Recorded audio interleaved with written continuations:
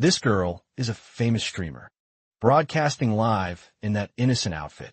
But as soon as she ended the stream, a fanatical follower broke into her house and attacked her. This creep had a twisted dream of being more than just a simple fan. Our protagonist was watching the stream at that exact moment and noticed someone's reflection in her window. Shugo didn't know her personally yet, but he was sure she was his in-game partner. He called the police and managed to get her address. As he rushed to the scene, he felt his game abilities getting even stronger. In real life, so Shugo did something wild. He climbed the building without getting paid by Netflix, jumped right over the entire structure. The girl was in serious danger, because this guy is a total lunatic. When the bedroom window shattered, and Shugo suddenly appeared, she screamed for help. But the ugly bald guy wasn't normal. He had special abilities too and attacked. The stalker used telekinesis to bind Shugo with cloth, leaving our hero immobilized right at the entrance. However, Shugo turned the tables by releasing a burst of energy that broke the bindings on him and Ayana, the kidnapper, freaking out over the rejection, attacked by telekinetically throwing knives. The MC used the bed as a shield, charged forward and pinned the guy to the floor. The villain tried one last dirty trick, but Ayana awakened her power. A spiritual entity handed her a rifle, and she fired an ice shot that almost took Shugo out with it, and blew a massive hole in the building. The criminal was left unconscious next to the hole, and Ayana nearly passed out in Shugo's arms. They didn't even know each other personally yet, but their story begins long before this day. The story begins with Shugo's friend asking about his plans for the break, mentioning that he'll be working with his uncle. In response, the boy says he might open a karate dojo, since he can't go pro anymore because of that. His friend comments that he'll need a lot of money to get started. Suddenly his companion gets excited upon seeing a stall still selling buns nearby. Right after a taxi pulls up, he rushes him to go buy the bread. The next moment, the young man abruptly turns to the side. Then two men grab him from behind and cover his head with a sack. While eating, his friend sees him being forced into the car by a man, yelling for him to stay down, startled. The other drops his food and yells, wanting to know what they're doing next. He runs after the taxi in vain as it speeds off. Inside the car, the victim remains restrained, with his head still covered. Even so, he manages to ask who they are. One of the men replies for him to see for himself and removes the sack from his head. Upon recognizing the driver, he asks in surprise why he's there. With a smile, the man at the wheel simply says, "It's been a while, kid." The passenger stares at the driver while recalling an event from the past. In his memory, reporters surround him, asking if he really used doping in the tournament. Faced with the accusations, he just looks away in complete silence. Back then, the man in the car walked past him, with a victorious smile shortly after. In a fit of rage, the fighter violently attacked him. With his rival already on the ground, he accused him of planting the drugs and told him to get ready. While the man on the ground begged for mercy, he raised a bat to strike him. Back in the present, the driver shouts that because of him, he lost his leg and his chance to win, saying that the car speeds away from the area. Through the mirror, the driver orders his men to take good care of the prisoner. Then the three of them drag him into a narrow alley. Even so, the boy taunts them and asks if they want another round. One of the goons complains that because of him, his brother can't get a job anymore. Impatient, the driver yells at them to stop talking and get on with it with that. The fighter assumes a combat stance, ready for the confrontation. The first thug quickly moves in to attack. In an instant, he punches the other man in the face. Soon, he had already knocked both attackers to the ground. Angry at the defeat, the driver pulls out a knife and curses. At that moment, his friend shouts for them to stop, saying the police are coming. With that, the attacker lunges and manages to make a shallow cut on his face. Even wounded, he smiles and says that wasn't half bad. In a swift move, he grabs the man's wrist. Then he twists the attacker's arm, who screams in pain from the move. With that, he takes the knife for himself. Right after, he uses the weapon to strike back at his opponent. The blow is so strong that the knife gets lodged in the wall behind the man. Completely defeated, the attacker falls to the ground, terrified with a threatening glare. The boy warns him that next time, it won't just be his legs. Suddenly, the sound of police sirens echoes through the area.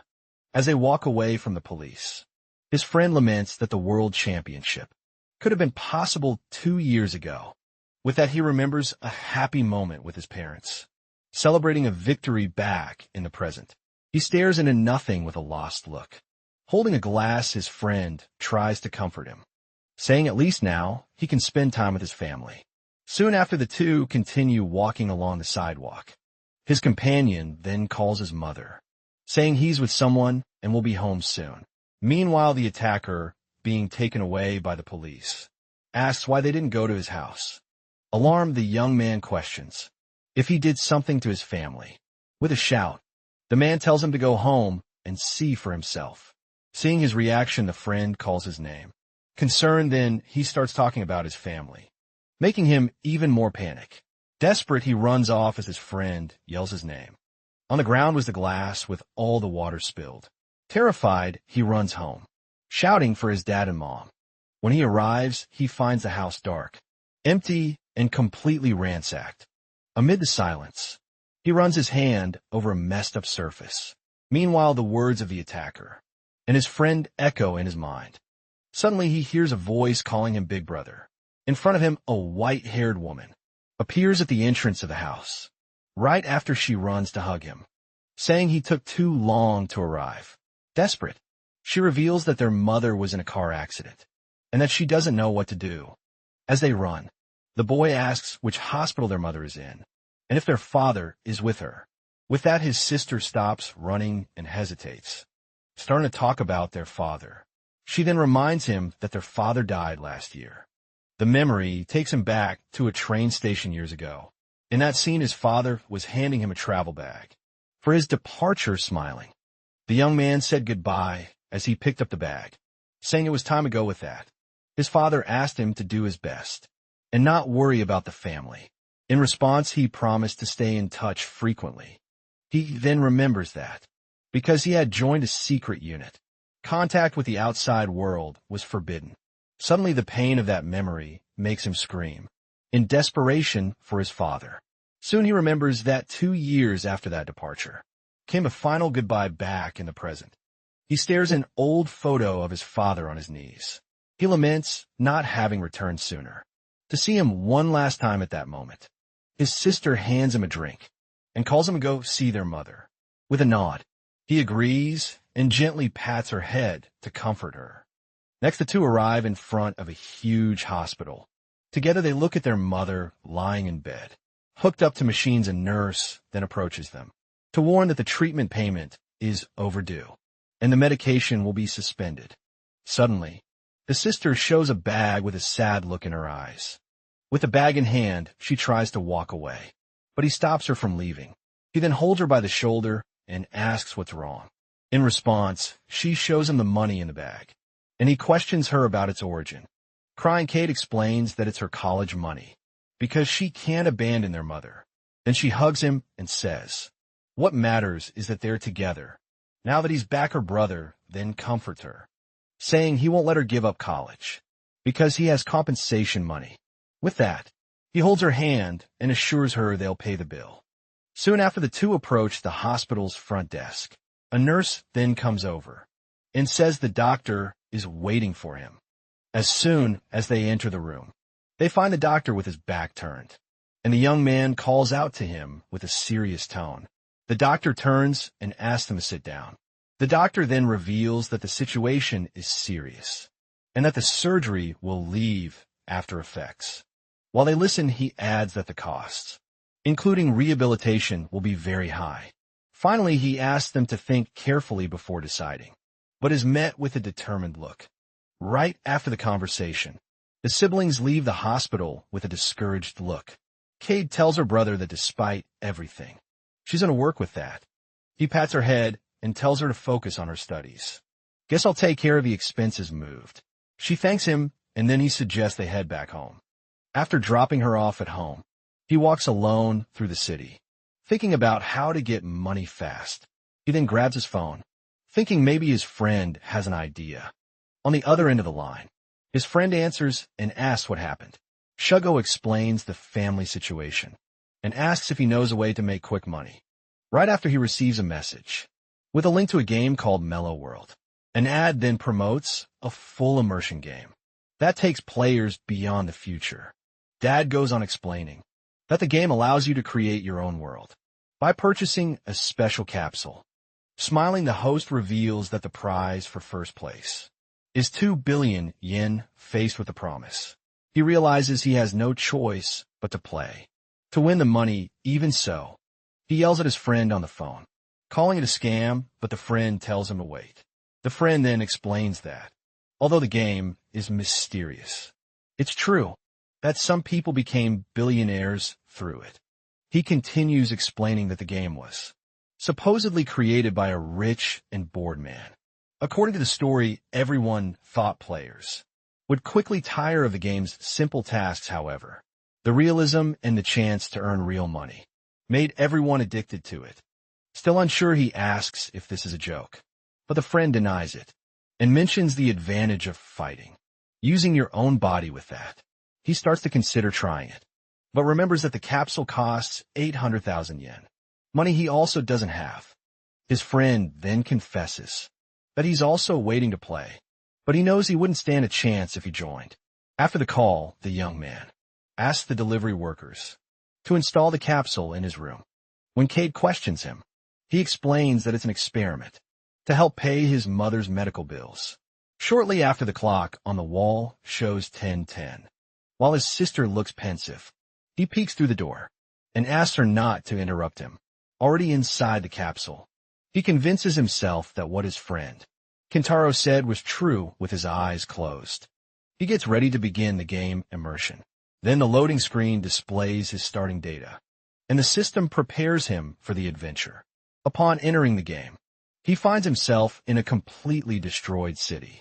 While touching some rubble, he's surprised at how real everything feels. With that, he crouches down to test how strong his combat body is. In an instant, he kicks a piece of wood that shatters completely. Then his foot generates a wave of purple energy. From the impact, surprised by the power, he feels an incredible strength in his body and decides to check his stats. He then tries to access the system to use his magical power. Suddenly, a small fairy appears in the air to guide him. The creature introduces itself as the system's spirit.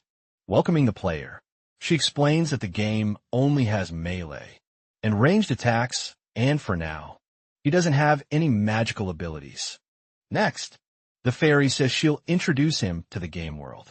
The story begins by revealing that, at the edge of development, humanity went to war because of nuclear missiles. The human population shrank and animals mutated. Over time, the creatures became stronger and more aggressive, causing humans to lose their territory. Fairy concludes by explaining that humans also changed, gaining an energy called magical power. She ends by saying that the new humanity decided to reclaim the earth, and his mission is to defeat the monsters. Right after that, the creature finishes her explanation about the game world with a smile. She says it's an open-world game, and he can explore it however he likes. The player then questions if that's it, thinking the tutorial was too random. He then worries about how he'll make money without a main quest or magical skills. Suddenly, he notices the shadow of a bird passing in the sky. In the next instant, a giant eagle lands abruptly in front of him. Even so, he smiles and comments that he's already in danger. Right at the start of the game, with a defiant look, he promises to show the strength of the country's #1. With that, the enormous creature charges at him once again. Even in the face of danger, he yells for the monster to come at him with everything. In a quick leap, he manages to jump onto the eagle's back. Then he grips the creature's feathers tightly. Riding the bird, he's amazed to find himself riding a mutant falcon.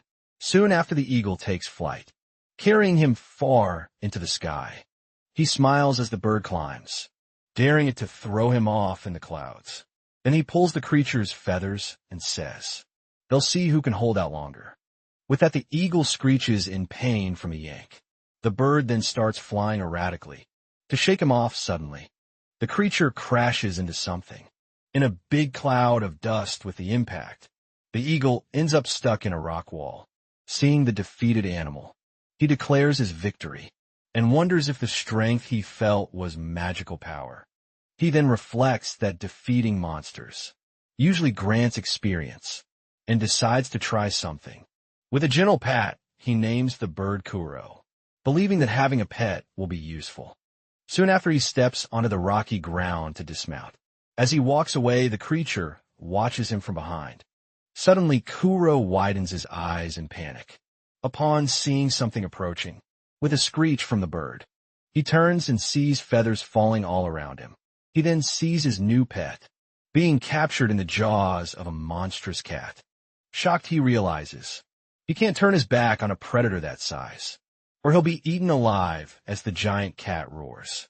He backs away, startled by the sight. Then the monster's paw lunges forward in a fast and direct attack.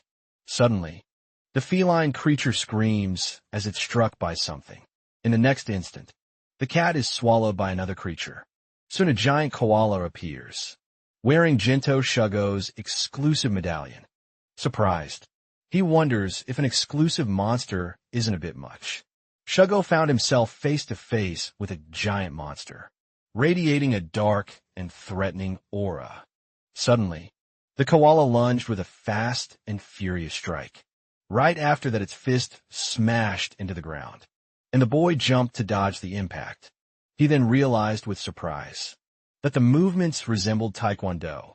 Next, the monster attacked him with a spinning back fist. A swift sweep followed right after, aimed directly at him with a blow. He was thrown against a tree and found himself cornered. The creature then raised its paw for a crushing attack.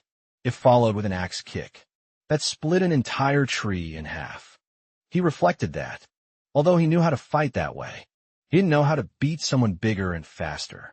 In response, the Cole leaped into the air for a powerful spinning kick. He barely managed to dodge the attack and celebrated his evasion.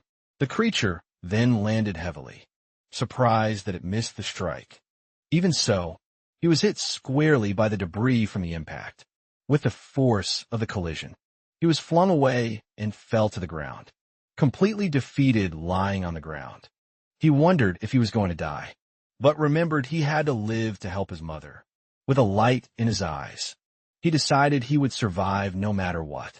Suddenly, he found himself in a dark void and wondered where he was. Next, he noticed that his body was surrounded by a glowing aura. Soon after, something above caught his attention. A column of intense light appeared in the middle of the arena, shooting toward the sky. As his physical body was pulled into the light, his spiritual avatar watched everything. The body kept rising through the beam of light, drifting away from the ground. The light ascended through the skies of a ruined city. The avatar observed the unconscious body being carried away by the energy. At the same time, a hexagonal energy sphere began to crack. A beam of light then curved in the sky like a ribbon. In an instant, the beam descended and struck the ground with great impact. With the collision, he was left on the ground exactly as he had been before. His avatar then noticed that the body hadn't disappeared, like in other games, and wondered why. Suddenly, the spiritual form was pulled back into the body. Then the spirit fused completely with the physical form. Soon he became one again, still lying unconscious on the ground. A moment later, he suddenly opened his eyes. As he stood up, he felt renewed, with sharper senses than before. Next, he tested his legs, with a series of rapid kicks in the air. With new confidence, he turned to face his opponent. The koala monster was watching him from the other side of the battlefield. He then smiled and asked if the monster had followed him on purpose. For a second round in response, the creature prepared to attack again with fury.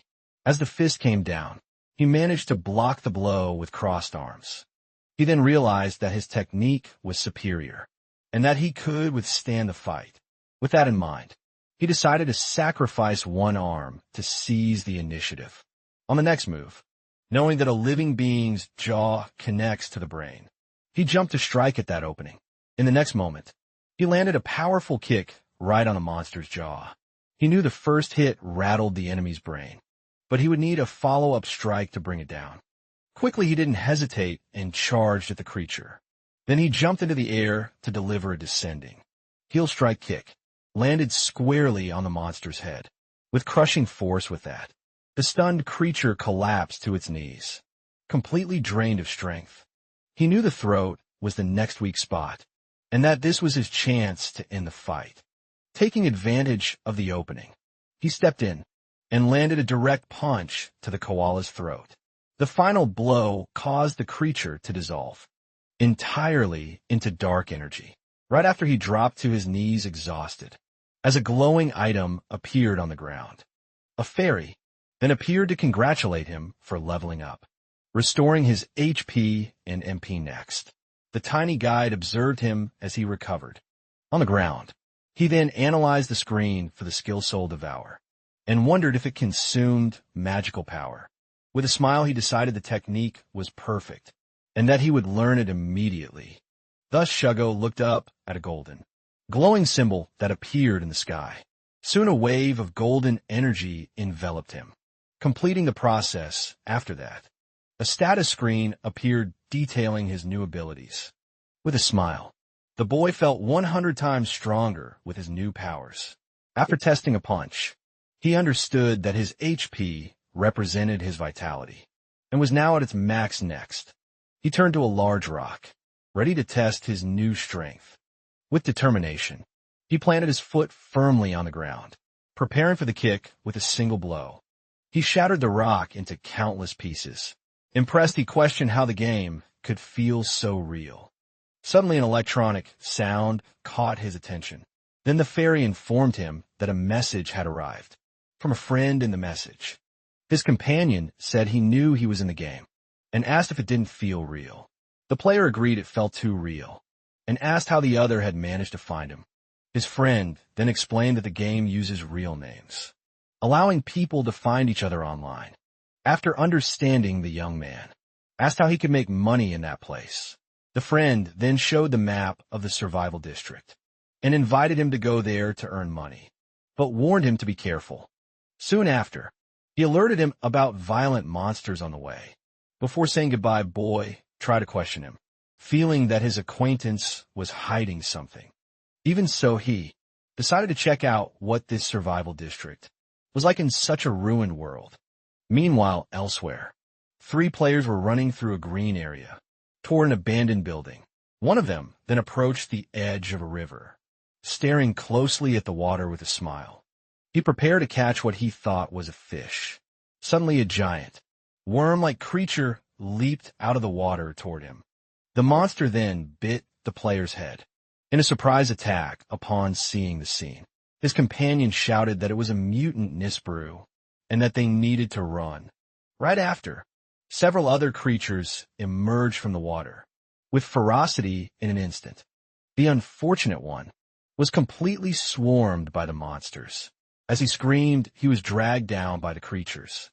At the last second, a barrier of light protected him and lifted him into the air. Watching the scene, the others commented that the place was too brutal for leveling up, and questioned the ethics of the game management. While one player watched from the riverbank, Shugo's hand emerged from the water, grabbing the edge soon after. He came out of the river, carrying the carcasses of the monsters on his shoulders, holding one of the creatures. The boy asked another player if this was Survival District 100. The player yelled for him not to come any closer, questioning how he was unharmed by a monster that drains life with a flash of energy. The newcomer tore his shirt, showing his muscles to the shocked players. He then explained simply that all you had to do was use your muscles to block the creature's teeth. To prove his point, his hand crushed the monster's spiny mouth effortlessly. With eyes shining, the player in the cap realized that With his new tactic, he could go really far. Excited, he offered to guide the strongest one to the district. Just up ahead, thus. They spotted in the distance the abandoned building of Survival District 102. As soon as they arrived, the sound of a whip cracking on the ground drew attention. A woman with a whip scolded two fallen players, saying they weren't high enough level to rebel. Soon after, she whipped them again, threatening to kick them out if they tried it again. Nearby, a man complained about the game's easy missions, saying it felt like a school camping trip. The woman snapped back that she made the rules, and if he didn't like it, he should leave. Angrily, the rebel punched a rock and shouted that he couldn't take it anymore. He then vented that it was impossible to beat those freaks. The response came with disdain, saying that only happened because he was weak. Next, she pointed into the distance and told him to watch someone in fights. In Survives, that's when the boy approached confidently, carrying the monsters' carcasses. Upon arrival, he threw the pile of monsters on the ground and asked if they exchanged them for points and weapons there. With a satisfied smile, the woman called him the perfect newbie. She then offered experience and coins for the monsters, asking if he'd accept another mission. Then Shuga wonders if making money is really that easy, and already wants to know the next quest. Soon a woman explains that to have peace, they need to hunt monsters and defeat their king. With the mission complete, she announces the reward and offers a normal weapon as an advance. The young man is surprised by the weapon, and the woman confirms that they sell and forge equipment there. Next, she shows the weapon rankings and explains that the coins are the reward for the work. Still holding the sword, the boy keeps a disinterested expression, annoyed. The woman calls him a rude newbie. While he suspects she's not just an AI, she then gets furious for being compared to an AI and tells him to start the mission immediately. With that, the woman threatens him, saying he'll also feel her whip. Soon after, another boy approaches and warns the newcomer to move, or he'll regret making Lady Charlotte angry. He says that some mistook her for an AI and approached her because of her beauty. Then the boy reveals that Charlotte destroyed them, warning there are penalties for disobedience. Suddenly, Charlotte strikes the boy from behind with her whip. His body then begins to float in a pillar of light and disappear. The swordsman is shocked to realize that administrators can eliminate players. With a single blow, Charlotte threatens the group, warning that she'll make them suffer if they speak badly of her again. She then yells, asking if they understood, and everyone agrees in fear. With a gesture, the woman orders everyone back to work. As he watches her walk away, the young man reflects on how her anger feels human. Suddenly, he feels a touch on his shoulder. With a quick reflex, he pins Kintaro to the ground, while his friend screams in pain. His expression turns serious as he recognizes who it is. He quickly gets up and apologizes, explaining it was just a reflex. Kintaro complains about his monstrous strength, reminding him that he's only rank 4.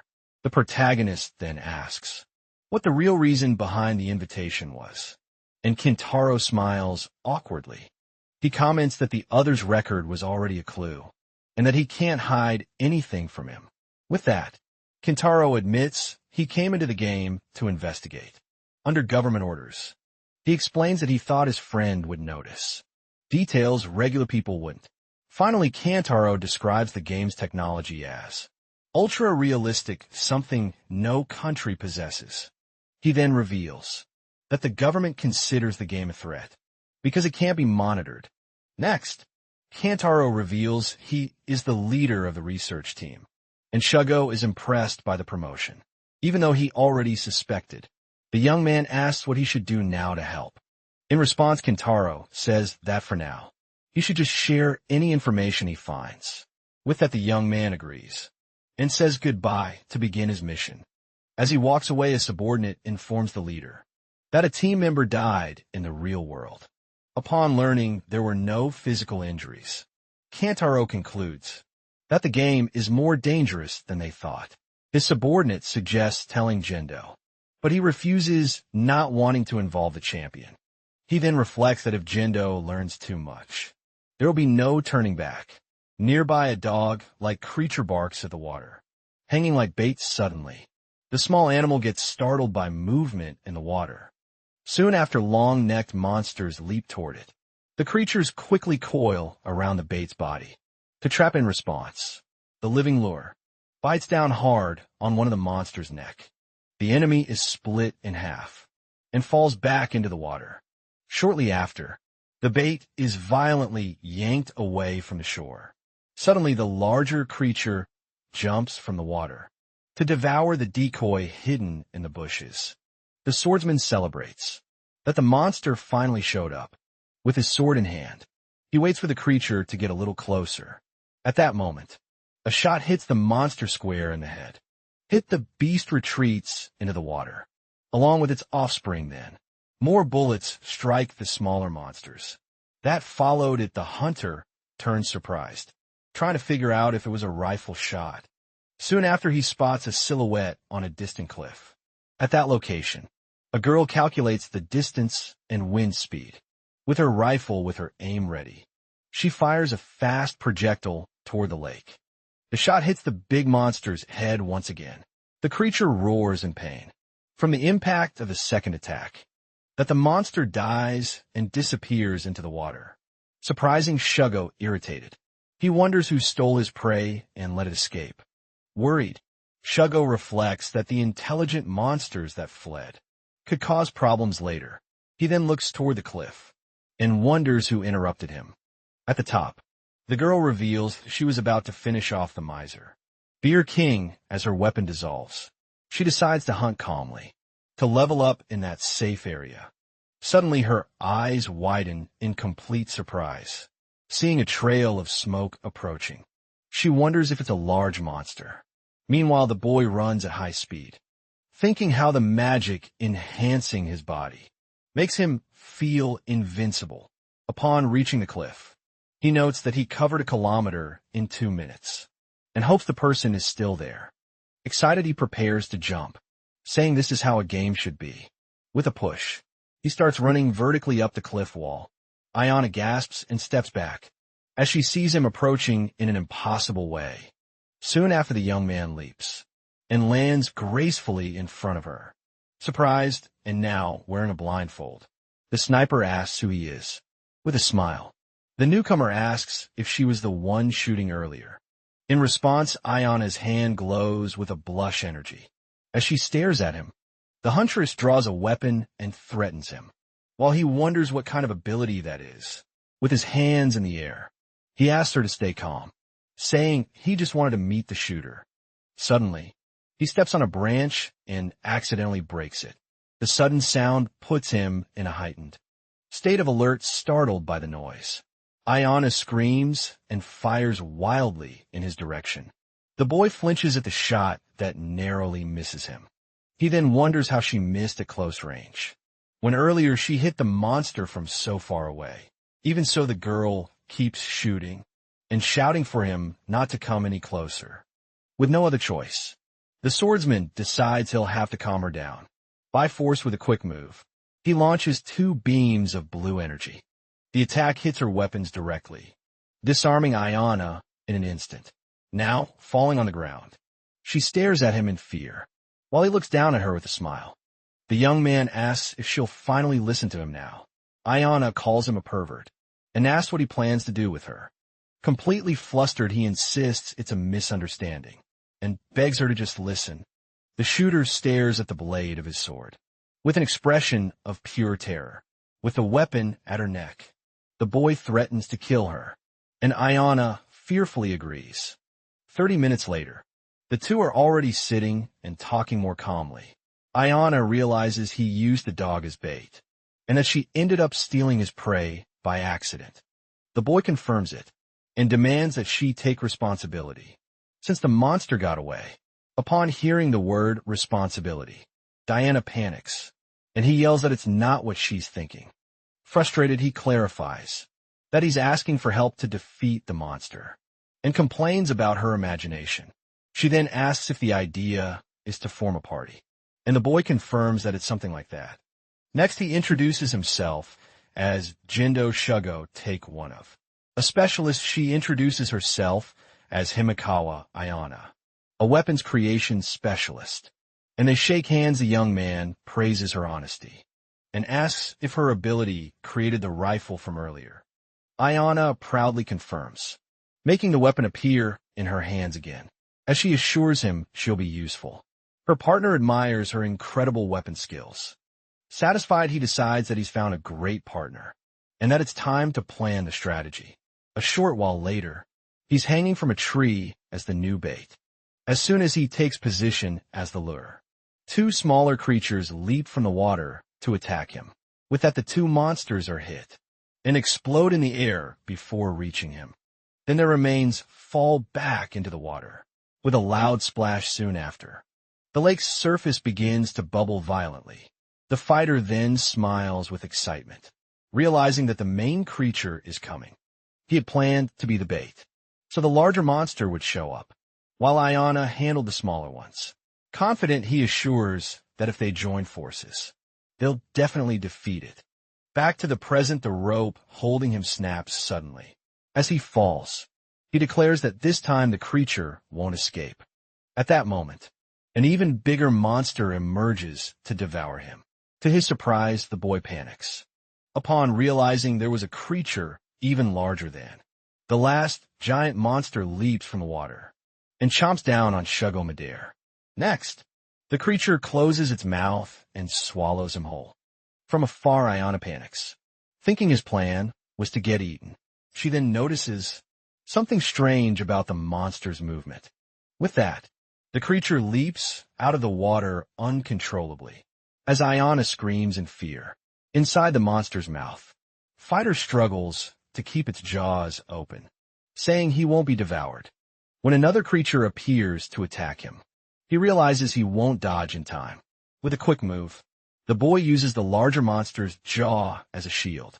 To protect himself, the smaller creature is crushed on impact and falls defeated into the water. Ayana contacts him, and he yells for her to run, but she doubts she can kill the monster with one shot. Even so, he insists she shoot, which makes her question if he's lost his mind. Using his foot, the boy jams one of the monster's teeth into its own jaw. Then he reassures her, promising that he has a plan for the situation. A bright light begins to shine from inside the monster's open mouth. Soon after, he leaps out just as the creature bites into itself. As the warrior falls toward the lake, the giant monster writhes in pain. He then lands nimbly on the surface of the water, with his sword glowing. The boy shouts to Ayana that now is the time. Then, he runs across the water toward the wounded creature. With a great leap, the attacker prepares to strike the giant monster. He soon drives his sword forcefully into the creature's body. He steadies himself on the monster's back as it thrashes in the water. The creature then turns around, trying to attack him furiously. In response, he stabs his sword into the monster's head to hold on. He then slides down the creature's back, using the sword to slash it. The monster's body finally slackens and falls defeated into the water over the calms. Ayana asks if they managed to win. The young man smiles in relief and confirms the mission is complete. Later, the two pose proudly beside the monster's carcasses. When he urges her to hurry, Ayana nervously asks him to go on ahead. With no other choice, the hunter turns to pick up the monster's carcass. Then he throws the creature over his shoulder. While Ayana asks what he thinks he's doing, he reassures her, saying they should just head back and report the mission's success. Diana shyly thanks him for helping with the hunt. Shugo responds that there's no need to thank him. They fought together as a team. She quickly denies it, explain that's not what she meant. With that, Ayana reveals that she used to be part of a group. Some time ago, she says that whenever she got close to a monster, her body would tremble and she couldn't shoot. After that, she felt like everyone mocked her behind her back, which left her deeply shaken. She then confesses that one time, her hands trembled so much that she accidentally shot a teammate. Because of the accident, her companions kicked her out, and since then, she's hunted alone. Ayana explains that when she started hunting on her own, something unexplainable happened. She found peace in nature. Her hand stopped shaking, and she never thought she'd be in a group again. Suddenly the swordsman stops walking mid-path, noticing her silence. He asks what happened and why she suddenly stopped. Boy smiles and says there's no problem. They'll make a great team. Even so, Ayana expresses her fear of becoming a burden again. He reassures her, promising to handle the enemies, and she agrees that's the frontline fighter's role. Still uncertain, the hunter starts to hesitate, but her companion confidently says he's strong. Then he urges her to leave before night falls. As she watches him, Ayana reflects that for a moment, she felt safer with him than with anyone else. With an excited shout, she agrees and runs to catch up with him, filled with renewed confidence. From a distance, Charlotte watches them and concludes that not all rookies are useless. She's soon surprised to realize they've already defeated the monsters. Other players are also shocked by the feat, but Kintaro tells his teammate to gather materials. In silence, suddenly, a man with a group of followers approaches and says, "It was about time they showed up." The group abruptly stops, blocking the duo's path. Soon the two find themselves completely surrounded by armed men. The warrior stares them down seriously and asks who they are next. The leader smiles menacingly and demands that they hand over the Ms. Beer King before disappearing the young man. Then questions the administrator about the lack of order, but she responds that she doesn't get involved in conflicts outside her sector. Hearing this, the group's leader laughs and demands he hand over the prey immediately. He then follows the threat with a smile, saying they'll kill him if he refuses. However, curious, Shugo asks how they planned to split the two Mizbuyer Kings among all of them. With a grin, the man declares that obviously it all belongs to him. He then calmly questions why he would give Shugo anything. With an insane expression, the man claims it's because he's the richest of them all.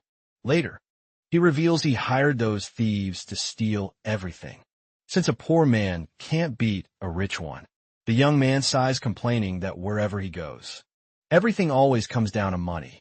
The man keeps laughing, saying they're just fertilizer for the rich and should be his entertainment.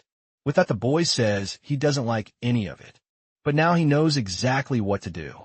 Everyone positions themselves in a circle around the giant creature. Suddenly, Chugo lifts the creature's tail, leaving the other men confused by his action. With a powerful spin, he uses the monster to hurl the thieves through the air. As the group leader stares in shock, Ayana suggests it's enough to just watch her friend. Soon the protagonist glares down at him from atop the creature, declaring that he'll finish him off right there. Desperate, the leader pushes Moriaka forward and orders him to defeat Shugo for a bonus. Moriaka then boasts about practicing martial arts since he was 8 and promises to crush him with a single blow. Without hesitation, Shugo uses the creature to land a direct hit on Moriaka's face.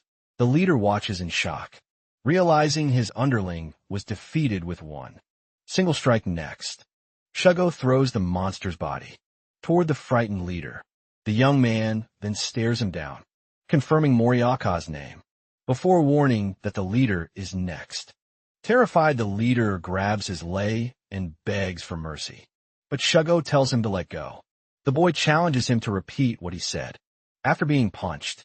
Because the memory still infuriates him, however, the enemy punches the ground, which dissolves into a puddle of shadows. Suddenly, Shugo senses something strange and widens his eyes. He quickly notices the leader has vanished, leaving only a shadow trail on the ground. Immediately, the warrior steps on the tip of the shadow that extends across the grass. With a swift move, he grabs the man right out of his own shadow. Thus, Shugo captures the leader, who asks in shock how his ability was discovered. The young man explains he guessed the ability's limit by the shadow, and he was right then. The protagonist prepares to settle the score, while the leader screams for him to stop. Ignoring the plea, Shugo launches him into the sky with a single punch. As he soars through the air, the leader screams, an outrage about the game's imbalance. and threatens to sue moments later. The man keeps screaming in desperation during the fall. The scene briefly cuts to an abandoned building, overgrown with vegetation. Shugo watches the man disappear into the sky and declares the matter settled. Charlotte then informs them that they can report the mission as completed, and Ayana celebrates the reward. Next, Charlotte explains that they can move on to the next mission and earn more experience and coins. She also reveals that both of them received 1,000 conquest points and unlocked the item shop. Hearing that, Shugo questions where such a big monetary reward is coming from. The sound of a whip cracks sharply in the air. Suddenly, Charlotte appears in front of him and warns the boy not to ask unnecessary questions. She continues the threat, saying he'll experience hell if he does it again. A drifting thought lingers in the air about how strange this game is. As they walk, Shugo reflects that, unlike others, this game threatens them, so it won't be easy. Even so, he smiles at Ayana, suggesting they become friends so they can hunt together. Ayana agrees with a blushing face and a happy smile. The scene shifts to a residential building. At dawn, with his eyes opening, Shugo wakes up inside a capsule.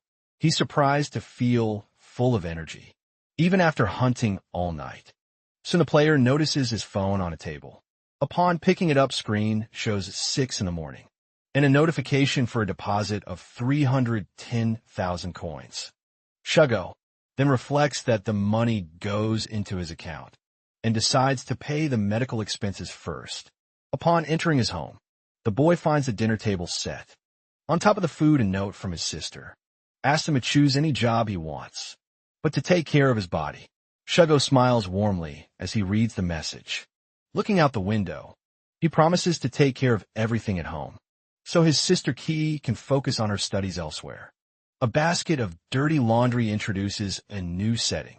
Meanwhile, Ayana is taking a relaxing bath. Already in her slippers, the girl walks through her room. Then Ayana steps out of the bath, drying her hair with a towel.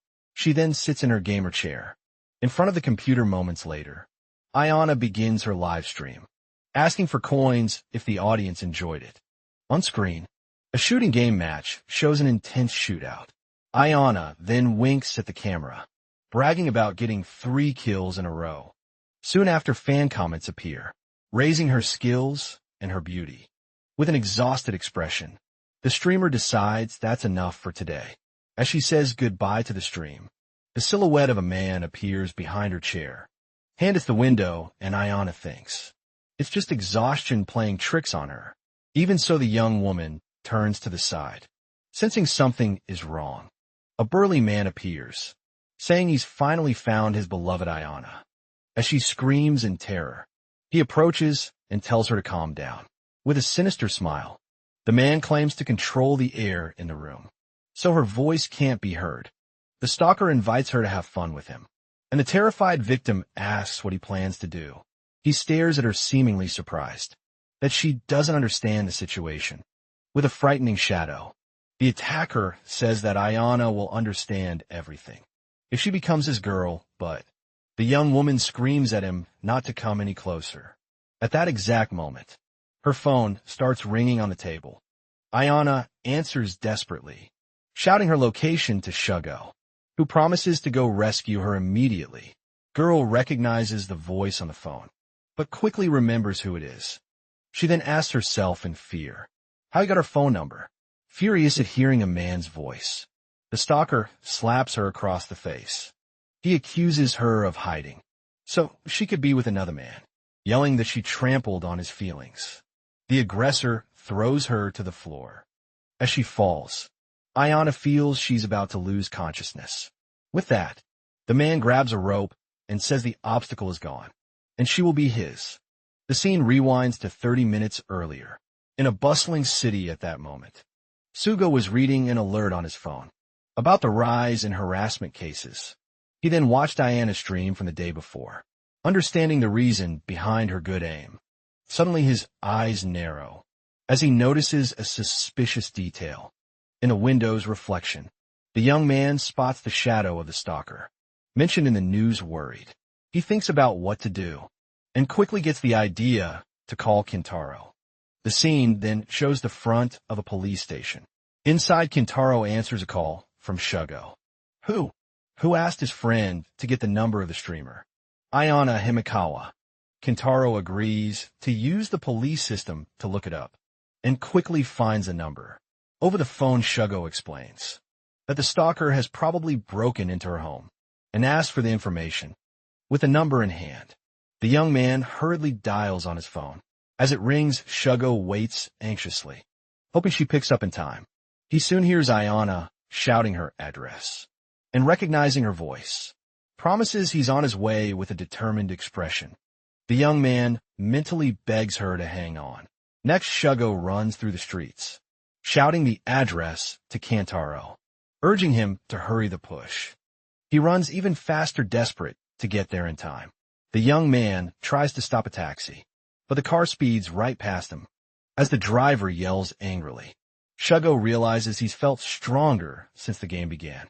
Looking up at the buildings, he calculates that District H is 3 kilometers away and considers jumping Shugo, then focuses, visualizing the city map to find the exact address. With that, he identifies the correct building in the distance. The player decides to test if he's really gained strength and speed. Convinced he can make it across the rooftops, without hesitation, Shugo apologizes and uses the taxi roof as a springboard to leap. As he jumps between buildings, the taxi driver watches in shock and asks if they're filming a movie. With that, Shugo lands perfectly on the rooftop of a building next. The young man runs at high speed across the rooftop. The force of each step leaves small cracks in the concrete. With a big leap, Yugo celebrates, having made it to the next building. Back in the apartment, the stalker wakes up, slightly confused about the location. He soon sees Ayana awake and compliments her scent, while the girl calls him a pervert. The scene reveals that Ayana is sitting and tied up on the bedroom floor. Diana then asks how the aggressor found her, and the man offers to answer all her questions. With a smile, the stalker explains he saw the balcony during the stream, and that God wanted them to meet. He then brags about receiving the power to manipulate objects, proving they are a chosen couple. The man shows a sparkling ring and proposes marriage. With a love-struck gaze, the stalker asks her to be his wife, promising to give her everything she wants. Ayana screams for him to let her go, saying someone like him isn't her type, leaving him confused with a dark expression. The man calls her foolish for not understanding what's inside him. The stalker then lunges forward, saying he'll take her by force to show his feelings. Suddenly, the bedroom window is kicked open with a loud crash. A booted foot lands firmly on the window frame. Shugo appears at the entrance, relieved that he arrived just in time to save her. Upon seeing Ayana tied up, the kidnapper confronts Shugo and demands to know who he is. Then the man declares he won't forgive the interruption of his time. With Ayana furious, the aggressor shouts that he'll tie Shugo up, so he never gets in their way again. The young man steps back, completely shocked, not understanding what's happening. In desperation, Ayana screams for her friend to be careful, warning that the guy can manipulate objects. Soon after, Shugo ends up being bound by a cloth. The criminal then boasts that it's useless. No one will come between him and Ayana. Suddenly, the kidnapper realized something was wrong. Shugo focused, gathering his strength to fight back. Moments later, the boy shouted that the man wouldn't hold him down, and broke free in an explosion of energy. The same energy he released also shattered the ropes restraining Ayana. Thus, Shugo introduced himself as her teammate, Jino Shugo, and said he came to help, to which Ayana thanked him. The kidnapper became furious, repeating that he wouldn't forgive him, and questioning why everyone kept interrupting him. Then the villain summoned floating knives, lamenting that he had been so close to confessing his love to Ayana. Ayana asked if that was psychic power, but Shugo answered that the man claimed to have received power from a god. As Ayana screamed that the attacker wasn't her type, Shugo warned her to dodge the attack.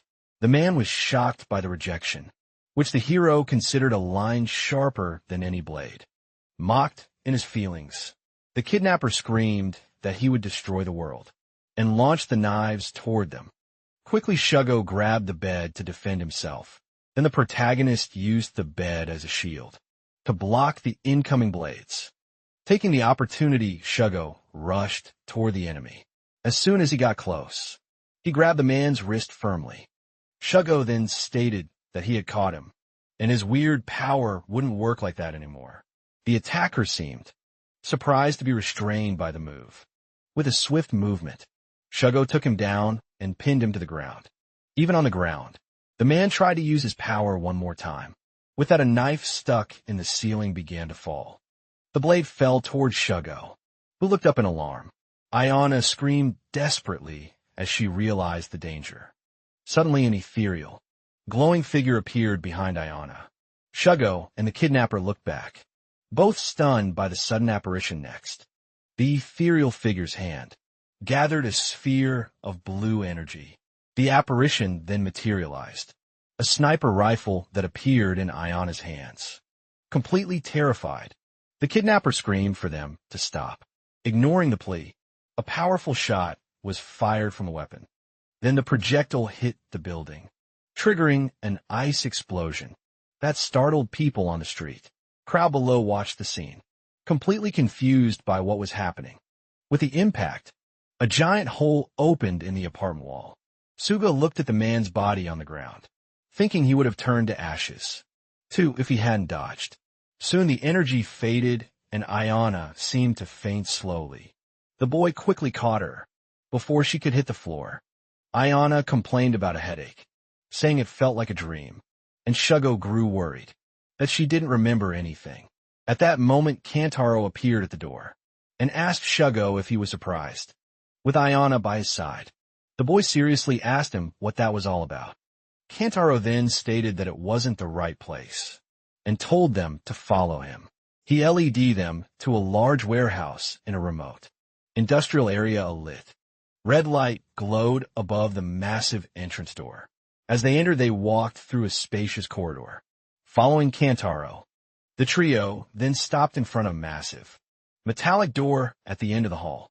As soon as Kantaro announced that they had arrived, Inayana asked what place that was. The door then opened, revealing a room full of futuristic capsules. Kantaro turned and offered a drink to both. Before continuing, Shugo asked why they were there, and Kantaro revealed that this was his special squad. He then explained that everyone there was elite, and that Ayana's ability came from the game. Kantaro admitted that they still didn't know the origin of the game. Mellow World, however, he revealed that abilities from the game have been brought into the real world, with around 300 already identified. The officer continued saying, his unit captures and investigates people who gain power and lose control. With that, he revealed that all players possess a special substance. Leaving Shugo shocked, Kentaro concluded that the world was about to go through a transformation, and the young man asked if the officer was trying to recruit them. Kentaro then said he knew Shugo's abilities well, saying he was very strong, even though he joined the game later. The agent stated that Shugo's talent was valuable, and that, as one of the first to awaken, he had to act, prompting the boy to ask if they would become representatives of the country. With that, he revealed that the government didn't want to miss this opportunity, since the game would change the world.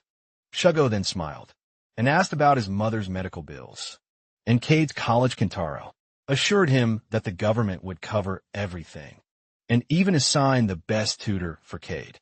Faced with the offer, Shugo accepted immediately and shook Kintaro's hand, right after Ayana interrupted them to ask if it was normal for something to have changed. On her panel, Kintaro, in turn, looked shocked at the screen, which showed a 300 increase in experience. Ayana then commented that her experience had increased, even though she hadn't logged in since the previous day. With that, Shuko suggested it could be from defeating the kidnapper, leaving Ayana stunned by the possibility. Kantaro questioned whether the game was encouraging murder, but the boy replied That would be impossible under normal conditions. Then, the officer concluded that based on the data analysis, killing an awakened grants a large amount of experience.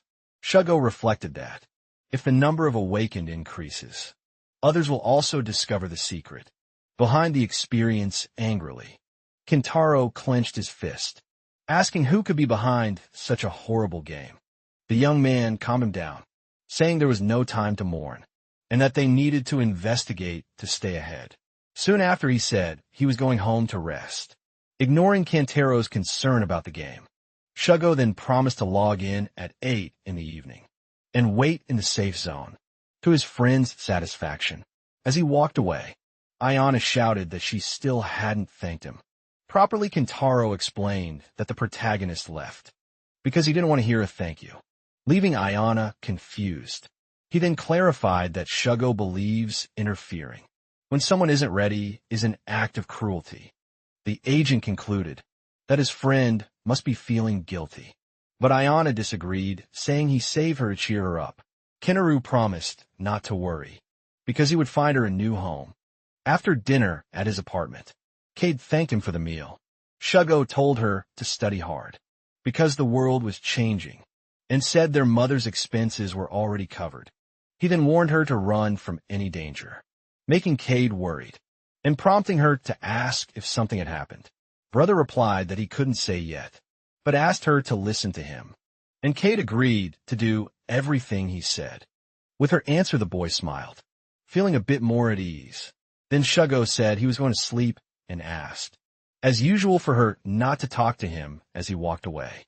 Cade thought that, like her sister, she also wanted to carry part of that burden. Soon after, Sugo logged into the game, appearing in Survival Zone 102. He walked through the ruined city, surprised by how real everything felt. However, upon seeing other players, the young man reflected that this world wasn't as simple as a game. Suddenly, Kintaro called to him from afar, waving alongside Ayano. Shugo approached and asked if they were going hunting, since nearby missions gave little experience. Kintaro then pointed to a mountain, suggesting they hunt the mutant beast there to level up.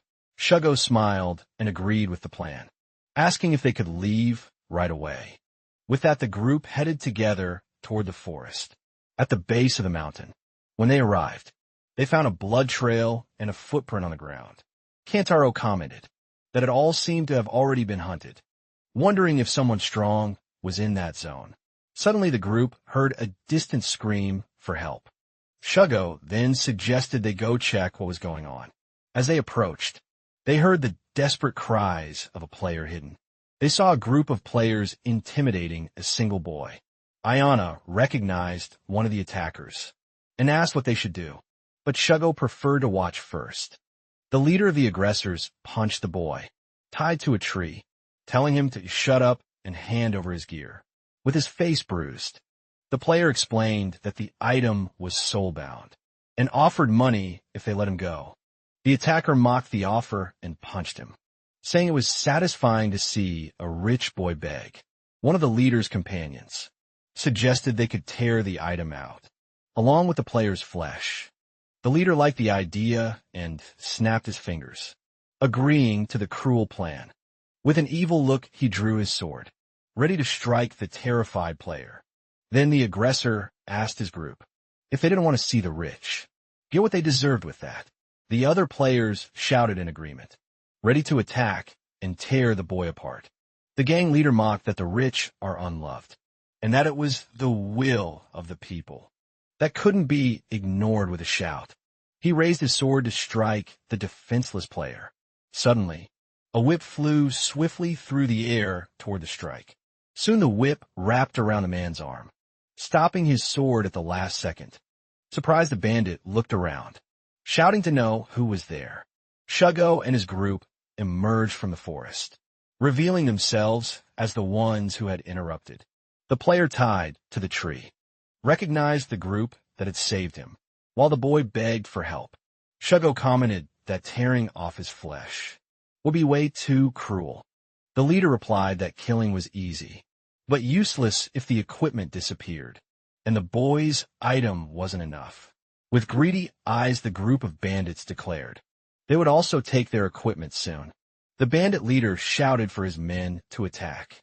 Suddenly, Kintaro dashed forward like a shadow, catching two of the attackers off guard. With a swift move, he grabbed one of the bandits by the neck. Kintaro then declared that he could handle all of them. Alone next, the agent created a whirlwind that sucked two of the enemies inside. He threw the rest of the group far away. The officer then celebrated his surprise attack with triumph. The remaining bandits regrouped. Eyeing him nervously, they quickly came up with a plan to grab his legs. Waist and head, the group advanced together and managed to pin Kantaro down. In a coordinated attack while being beaten, Kantaro screamed desperately for Shugo's help. The protagonist sighed, commenting to Ayana that he figured this would happen. He then told the girl to wait, as he would deal with the situation soon. Ayana, however, stepped forward and firmly declared that she would do it herself. In front of the enemies, the girl admitted she was weak, but said she could become strong too. With a shout, Ayana activated her weapon manufacturing ability, summoning an ethereal figure with multiple rifles. Completely shocked, the bandits questioned what that apparition was. Ayana then closed her eyes and gave the order to fire. Soon a barrage of bullets hit the group, even striking Kantaro in the chaos. The bandit leader grew angry, declaring that he had enough power to crush rocks and would fight personally. He then activated his mega muscle ability, enlarging his body impressively. With a roar, the man charged at Ariana with full force. At the last moment, his wrist was stopped by a firm hand. Shugo held him back, saying, "It wasn't chivalrous for a big guy to intimidate a girl." He quickly threw the leader to the ground and told Kantaro to take care of the rest. The bandit stood up furiously, warning Kantaro not to underestimate him. In rage, he shouted that he would turn him into ground meat next. The man launched a powerful punch toward Kantaro. The leader was shocked to realize his punch had been completely stopped. Kantaro then revealed that his reflection ability absorbed and returned attacks at double the power, making him untouchable with that. Kintaro shouted for the man to taste his own attack and launched a blast of energy. After defeating the leader, Kintaro declared the matter settled, causing the other bandits to flee in terror. Soon after, the ropes tying the player to the tree snapped. Shugo then approached and told the boy he could go now. In gratitude, the player clung to Shugo's leg, promising to obey him. But the protagonist told him to let go. The boy insisted he was serious and offered the boss's location as proof of his sincerity. Kantaro, however, got excited and asked in surprise if he really knew where the boss was. He then praised the boy's attitude, while Shugo thought about how naive he was. Even as the agent spoke of experience, the player warned that they should level up first. Shugo agreed and asked him to guide them, at which point the boy introduced himself as Moriaka Hikaru. With that Hikaru LED the group through a narrow path along the edge of a cliff. Kintaro asked if the boss was really ahead, and Hikaru confirmed there was a volcanic lake just above. The boy then suggested they didn't have to fight today and could return the next day. Suddenly, Shugo's sharp hearing picked up a sound approaching. Immediately, the young man turned and warned the group that someone was coming. Shugo spotted in the distance a group of players attacking another on the cliff. Right after, a captain ordered his soldiers to hurry, so they wouldn't lose sight of them. Then a soldier spotted Shugo's group, and the captain mocked them, saying they wouldn't be able to move forward that way. The captain then gave the order for his men to use clawed boots. Next, the soldiers launched climbing hooks to quickly scale the cliff. One of the claws struck deep into the rock wall. Using the ropes, they began to climb the cliffside with great agility. The captain lodged his spear into the rock, creating a support point for himself. As soon as they reached the same height, the soldiers drove their spears into the rock to form a platform. Then the captain ordered them to hand over the boy or be killed, as well. Shugo asked if they knew them. but Hikaru frantically denied and tried to flee. Kintaro, however, found something strange and commented that he had never seen that kind of equipment. Near the camp, the captain smirked with disdain, stating that to them players were also considered prey. With a command shout, the leader ordered his men to kill everyone there. Without hesitation, unexpectedly, armed soldiers began descending the cliff, while firing to defend them. Ayana focused and summoned the creation of shield. Soon the energy barrier materialized and blocked the enemy fire. Kentaro, meanwhile, shouted in anger, questioning why they were being attacked by surprise. Shugo then asked if Ayana could create a weapon, but she replied that a shield was the best she could do. As the enemies approached, the protagonist watched them from below determined. He said there was no other choice and requested 2 long spears. Shugo's hands glowed with blue energy as his power activated with a strong impact. Material was ripped from the cliff wall. Right after the young man climbed up the wall, with the new spears in hand.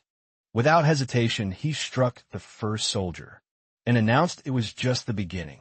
The other guards reacted and charged to kill him with their own spears. With a swift aerial move, Shugo dodged the incoming attack. Then he spun and attacked 3 more enemies at once.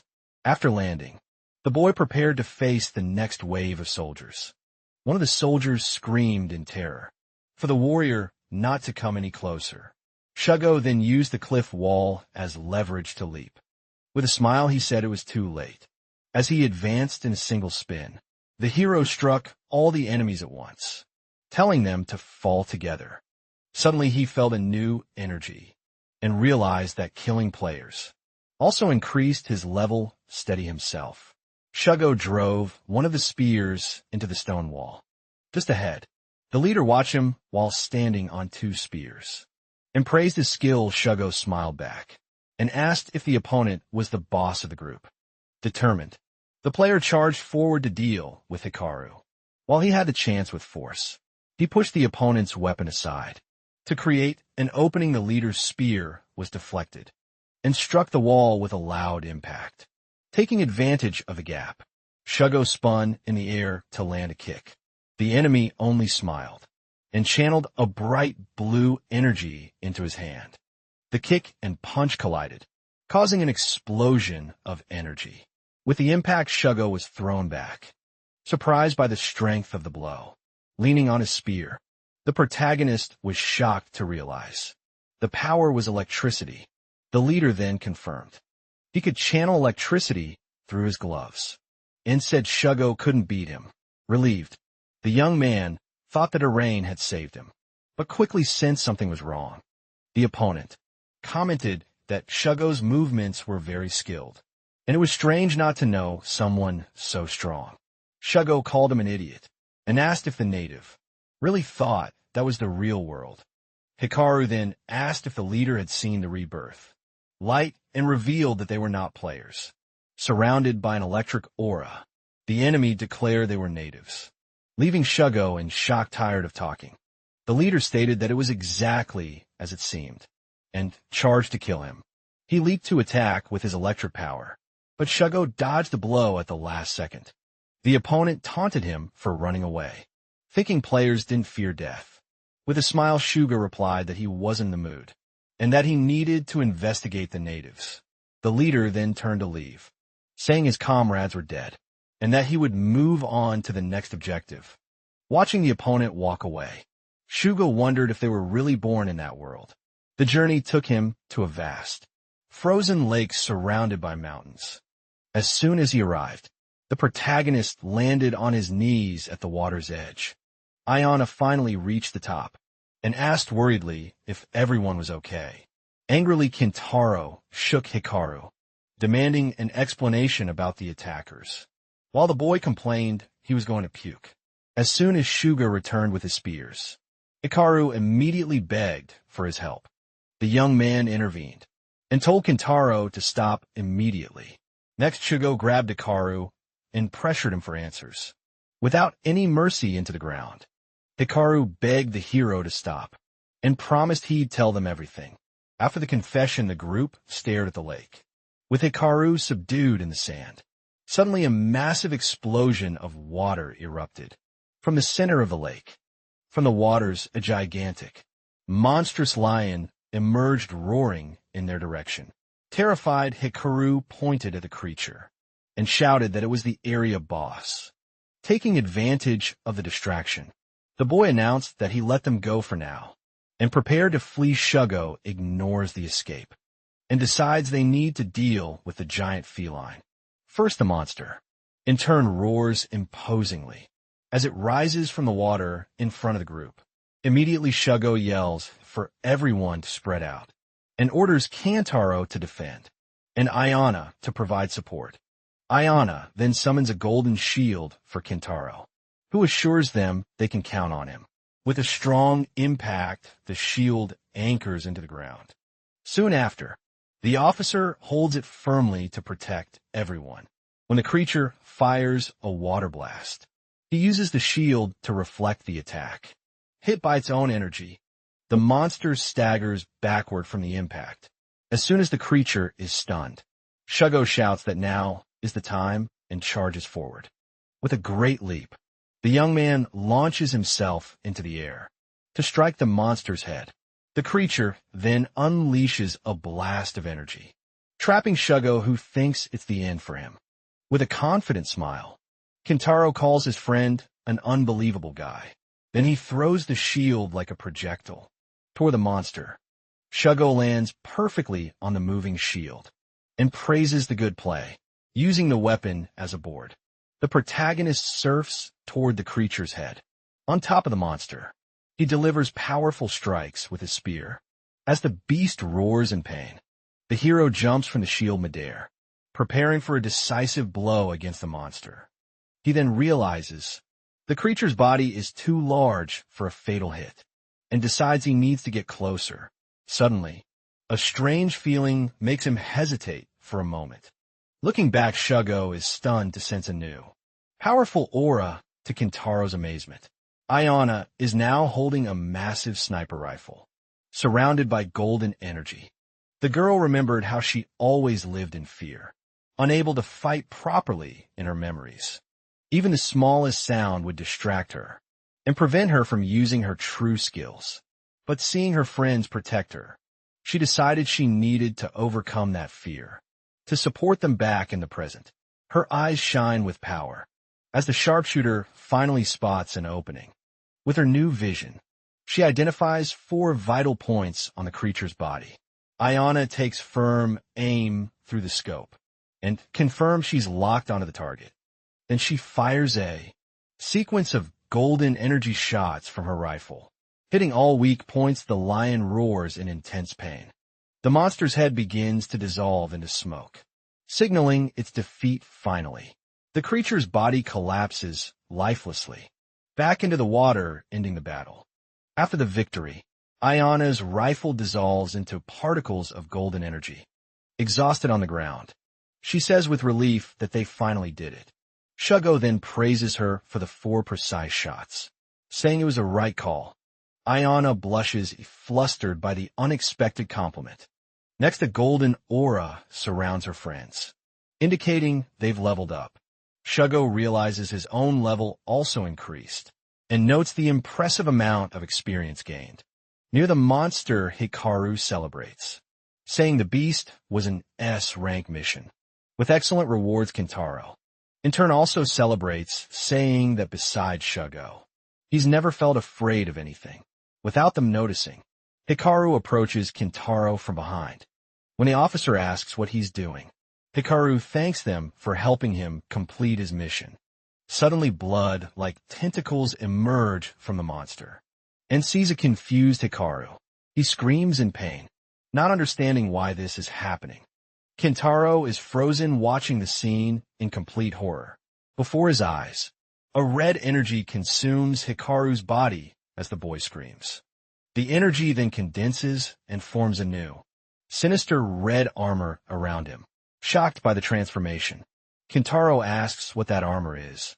Without warning, Hikaru attacks him with a punch that cracks the frozen ground.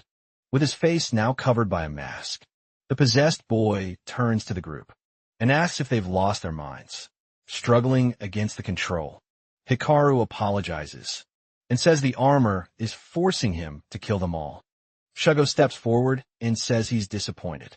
Hikaru never told him the truth, but Hikaru claims he had no choice. While Kentaro mutters that he knew something was off, the protagonist questions whether it's really just an armor. Hikaru refuses to answer and shouts that he can't reveal the truth. Then he yells that he's reached his limit and charges at the group at the moan of the attack. Shugo grabs Ayana and jumps to shield her from the explosion. The young man slides across the ground until he comes to a stop in safety, still holding Ayana in his arms. When Ayana asks what he's going to do, Shugo replies with a smile that he's going to find out the truth. Possessed by the armor, Hikaru rushes forward uncontrollably to attack the hero. With a swift movement, Shugo blocks his punch using the sole of his foot, right after he counterattacks, with a precise kick that hits Hikaru in the face. With his eyes glowing blue, the young man asks if the opponent has experience in martial arts. Immobilized Hikaru screams desperately that the armor is moving him against his will. Shugo then replies that alone isn't enough to justify his movements. With that, he punches him in the face, yelling that there's no armor to protect him here. The protagonist watches his opponent fall after the strike with a serious expression. Right after, he feels the bones in his arm crack from the impact and realizes he can't fight. Facing the shadowy figure of Hikaru, Shugo wonders how he will defeat him. As Hikaru charges with a punch, Shugo narrowly dodges the blow. Intaro then intercepts with a golden shield, blocking the powerful attack. Shugo yells for Ayana to shoot at Hikaru's joints, to stop him even if it means killing him. Desperate, Hikaru shouts for the armor to say something too. Kentaro stares at him confused, asking who the boy is talking to. Struggling against the armor, Hikaru yells that the boss's power is too strong and will explode if it's not used, with the shield cracking under the pressure. Kentaro warns that he's at his limit. The energy barrier begins to shatter into the force of the attack. With a massive explosion, the shield finally breaks, throwing them both backward. Shugo then yells for Ayana to act, and the sniper confirms the order with her eyes. Still blindfolded without hesitation, she fires a golden energy shot with her rifle. The shot hits Hikaru directly in the chest, stopping his advance as he runs forward. Shugo shouts for them to keep shooting, to drain the armor's energy. Kentaro warns him with concern, reminding him of his arm injury. Even so, Shugo says it's no time to worry, and that it's worth trying, since they can revive with his arm still recovering. The protagonist advances and lands a series of rapid punches to Hikaru's chest. The unexpected attack leaves the possessed boy completely surprised and with no time to react. Then Shugo throws himself to the ground and grabs Hikaru's legs with a determined smile. He then jumps and begins to spin him at high speed. Impressed, Kentaro and Ayana comment that it was amazing and incredibly fast in the next moment. Hikaru is slammed to the ground. Kentaro then asks if they got him, but Ayana replies that the fight isn't over yet. Through the smoke, Hikaru is thrown far away like an out-of-control top. He then crashes violently into the ground and stops, rolling at a great distance. After the blow, both Shugo and Hikaru collapse to the ground. Completely exhausted, Kentaro approaches to help Shugo, who is still recovering on the ground. With a wounded body as he helps him up, Kentaro complains about the dangerous technique, but Shugo says it's only possible because they're in a game. Wasting no time, Ayana points her rifle at the weakened Hikaru's head. On the ground, Hikaru begs them to wait, but the group surrounds him, determined to get answers. With a serious look, Ayana warns she'll shoot if the boy doesn't tell the whole truth. Under pressure, Hikaru agrees to explain everything, nervously asking where he should start. Unexpectedly, the entire group stares, in shock and surprise and new presence. An elf woman appears in a golden aura of light and begins healing Hikaru's body. She then introduces herself to the group as Yura and thanks them for saving her. Shugo then suggests that as thanks, the elf could explain what's going on there. The group then sits down to hear the story. Amid the mountainous scenery, Yura begins, revealing that the attackers were chasing her because of a power they wanted. Suddenly, she slaps Hikaru and asks why he's staring at her, right after the elf points to a red jewel on her chest and says that's what they were after. Yura then explains that she is a native or an NPC, and that this is just the beginning of the truth. Kentaro is shocked by her intelligence, commenting how the game feels just like real life. The native responds that to the natives, this game is real life and that they are very similar. Intrigued, Shugo asks what she means by that comparison. Yuri begins to explain that, just like players gain points by killing NPCs, natives have their own method too. The elf reveals that they can absorb fragments of awakening and grow stronger by killing the awakened. Finally, she details that the world is divided between regular people who work and the awakened who use their powers. Yuri explains that originally, everyone built the world together until the awakened realized they could gain skills by killing one another. With that, they began killing for power. But the process was slow until the arrival of the players. Kentaro then deduces that the awakened want to kill the players, and Yura confirms that to them. Players are like natural-born awakened. She goes on, explaining that they can gain power by killing players, who can be killed infinitely due to resurrection. As soon as the players appeared, the awakened joined forces to trap them in their territory and exploit their immortality. Kentaro complains about being exploited, but still doesn't understand why Yura specifically was being hunted. Shugo agrees and questions the value of the jewel, and Yura confirms it's special because she wasn't awakened at first, and the elf reveals that her father created the jewel to cure her illness, and its power turned her into an awakened. Shugo concludes that the enemies want the jewel for research and asks why she's on the run. With trembling hands, Yuri says they killed her father for the jewel and now plan to kill her as well. She then reveals she gains power differently by consuming blood and asks for help with her revenge. To convince them, Yuri offers a special secret, and Shugo asks what kind of secret that would be. On her knees, she reveals that by God's command, everything will be resolved in 7 days. Completely confused, Kentaro wonders what that revelation means. Yura further reveals that her father asked her, in a letter, to remember something related to the truth of the world.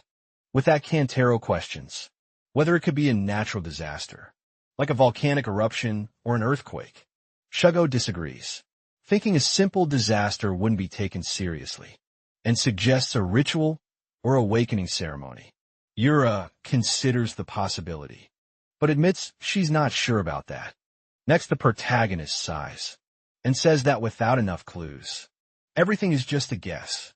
Suddenly, Yuri kneels before them, claiming she has no other choice, while the group watches her without understanding. Soon she explains that her base was attacked and asks them to recover her father's documents, to which he had devoted his life to curing her. IRA continues, revealing that her father was killed by people from his 7 great bases, prompting Shugo to ask her to tell them more. Thus, the elf says her father mentioned 7 awakening bases, spread across different biomes of the world. She then reveals she belongs to the forest base, where there's a secret lab that only she knows how to access. Even so, Kentaro apologizes and says that, unfortunately, he won't be able to help Shugo crouches, explaining that he realized in the last battle that her pursuers are very strong. He continues, saying they only survived because they were on a cliff where they could use mobility to their advantage. With his hand on Yuri's shoulder, the young man warns that they won't stand a chance against so many enemies in a base, even if they revive stronger. Shuko states they should forget about it, as they can't draw attention right now. Hikaru clenches his teeth, making a tough decision in silence. Unexpectedly, the boy bows to the ground and begs Shugo to help Yura if he finds a safe route. Yura is moved by his gesture, seeing a small light of hope in the midst of despair. Then Ayana asks why her friend is getting so involved, and Hikaru confesses that he loves Yura. He then promises that even if he's not strong, he'll become everyone's shield if necessary. Faced with the promise, the rest of the group just stares at him with confused expressions. Kentaro feels awkward about the situation, wondering why they should care about a mere NPC. Even so, Kentaro asks if they should help her, and Shugo agrees he has no objections. Shugo turns to Yura, commenting that Hikaru will do his best, though he seems uncertain about the outcome. At that moment, Yura has a brilliant idea. Excitedly, she reveals that there are legendary items in the lab, and promises to give them to the group. Upon hearing the word legendary, Shugo declares that there's no way he can turn down such a good quest, so they decide to rest for the night and set out the next morning. The group then rests around the fire, preparing for the journey ahead alone. Shugo gazes at the starry sky, reflected in the lake before the mountains. Soon, Ayana approaches and asks if she can sit beside him. She then comments that her friend planned to help Yura from the start, recalling Hikaru's determination. Ayana observes how much Hikaru must love Yura, and Shugo agrees, saying that's why he accepted him as his younger brother. With a smile, Shugo adds that it's a good chance to learn about the world, and that Kentaro feels the same way. Ayana reveals she came to ask the protagonist not to overdo it, as he tends to take everything upon himself. Shugo looks at her, as she says that now he has people by his side, and asks if it's not worth trusting them a little next. Ayana says goodnight and goes to sleep, but the young man, replying the same Shugo, remains silent, reflecting on her words. The next morning, Hikaru's clones push a large boulder to reveal a passage. Hikaru then turns to the group and proudly announces that he found the entrance. Annoyed, Kentaro questions why the paths the boy finds are always dangerous. Hikaru explains that his shadow ability helped him explore the mountain, making him a specialist in escape routes. With that, Kentaro admits, with some pity, that the boy has been through a lot. Hikaru gives a thumbs up proudly, claiming that no one is better than him at escaping. To the group's amazement, Hikaru continues, pushing the boulder with all his strength. As he pushes it, a dark gap slowly appears in the stone wall. Shugo looks at the dark passage with a suspicious expression. Then the protagonist questions whether the passage really leads to the base, but Hikaru assures him the crevice is a secret. Hikaru explains that the forest base is at the foot of the mountain, and that this is the only path to get there. As they enter the crevice, Shugo warns that he won't forgive him if he's lying, but the boy swears there's no mistake. At the end of the path, the group finds a wooden door, and Hikaru announces that they've reached their destination. Ayana is startled by a strange noise from inside, but Shugo simply orders them to move forward. Without hesitation, he breaks the door down with a powerful kick. Upon entering, Shugo finds a bald elf with glasses, sitting on the toilet reading a newspaper. The elf stares at him wide-mouthed, completely shocked and frozen. In a panic, the elf screams about an intruder, while frantically trying to pull up his pants. The elf then runs out of the place in desperation. On his way out, he slams the door shut, leaving behind a piece of the newspaper. Outside, a female elf with a blue bandana wonders if she just heard a scream. Hikaru sits on top of the unconscious elf and comments that it was close, while Kentaro criticizes him for the invasion. An assault Karu quickly gets up, showing urgency to move on. Yura then looks through the window and says they need to confirm where they are now, though the fog covers part of the scenery. A ruined city slowly reveals itself at the center. A colossal tree grows among the abandoned buildings.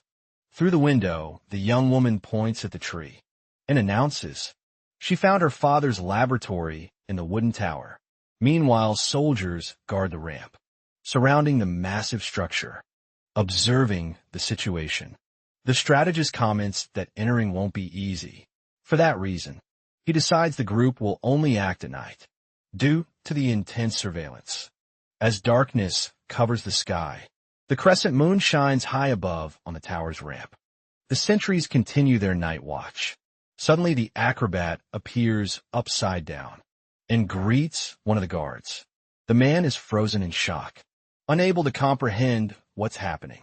With a swift move, the attacker knocks him out and still wishes him good night. After taking out the enemies, he urgently calls his allies to advance next. They all dash together up the ramp toward their intended target. Along the way, red fruits hanging from the wall vines begin to emit a bright light. Panicking, the girl realizes the security system has been triggered and warns of approaching reinforcements. While still running, the warrior asks how far to the secret room and hears that it's very close.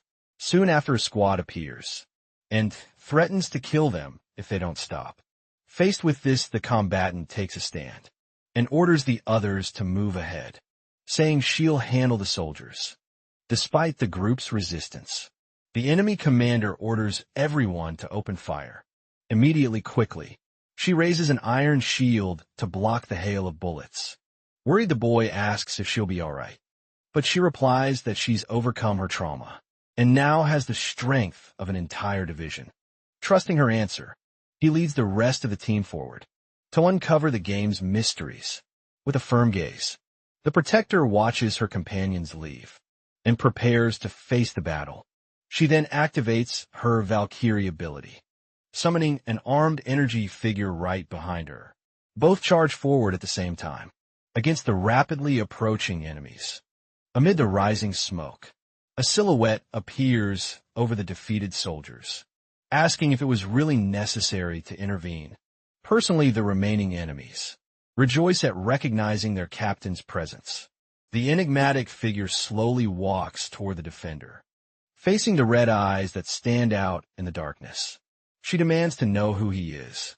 Without waiting for a reply, she states it doesn't matter and fires in his direction. However, the projectiles pass through the captain's body without causing any damage. Surprised, she realizes that he dodged every shot with absolute precision in an instant. That shadow's hand lunges forward with impressive speed. With that, he grabs her by the neck, completely immobilizing her while holding her in place. The captain declares that the first one has already been defeated. At the same time, the leader's companions stop and look back, shocked by the scene right after.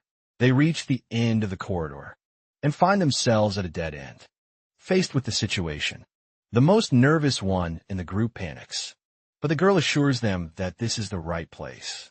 Then she places her open hand against the wall in front of her. With a firm motion, the young woman pushes hard, revealing a hidden entrance. Immediately, part of the structure begins to slowly slide. To the side, a holographic screen soon appears, and the strategist comments that the girl's father truly was a genius. She approaches the panel, asking the others to leave the rest to her.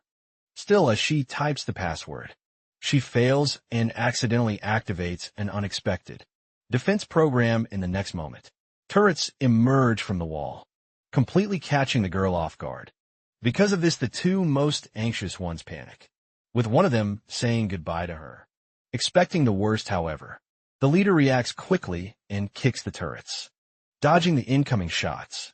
After that, he shouts for the others to stop standing around, and they promptly respond. Even so, he turns in confusion, asking what's going on, and the young woman admits she doesn't know. She then returns to the panel and pleads for a little more time, swearing she can get it open, despite that the password fails again, and an even more dangerous defense mode is activated. With that, new turrets appear, escalating the desperation of the two companions. While the fighter continues dodging the gunfire, he demands that she hurry, but the girl begins to panic.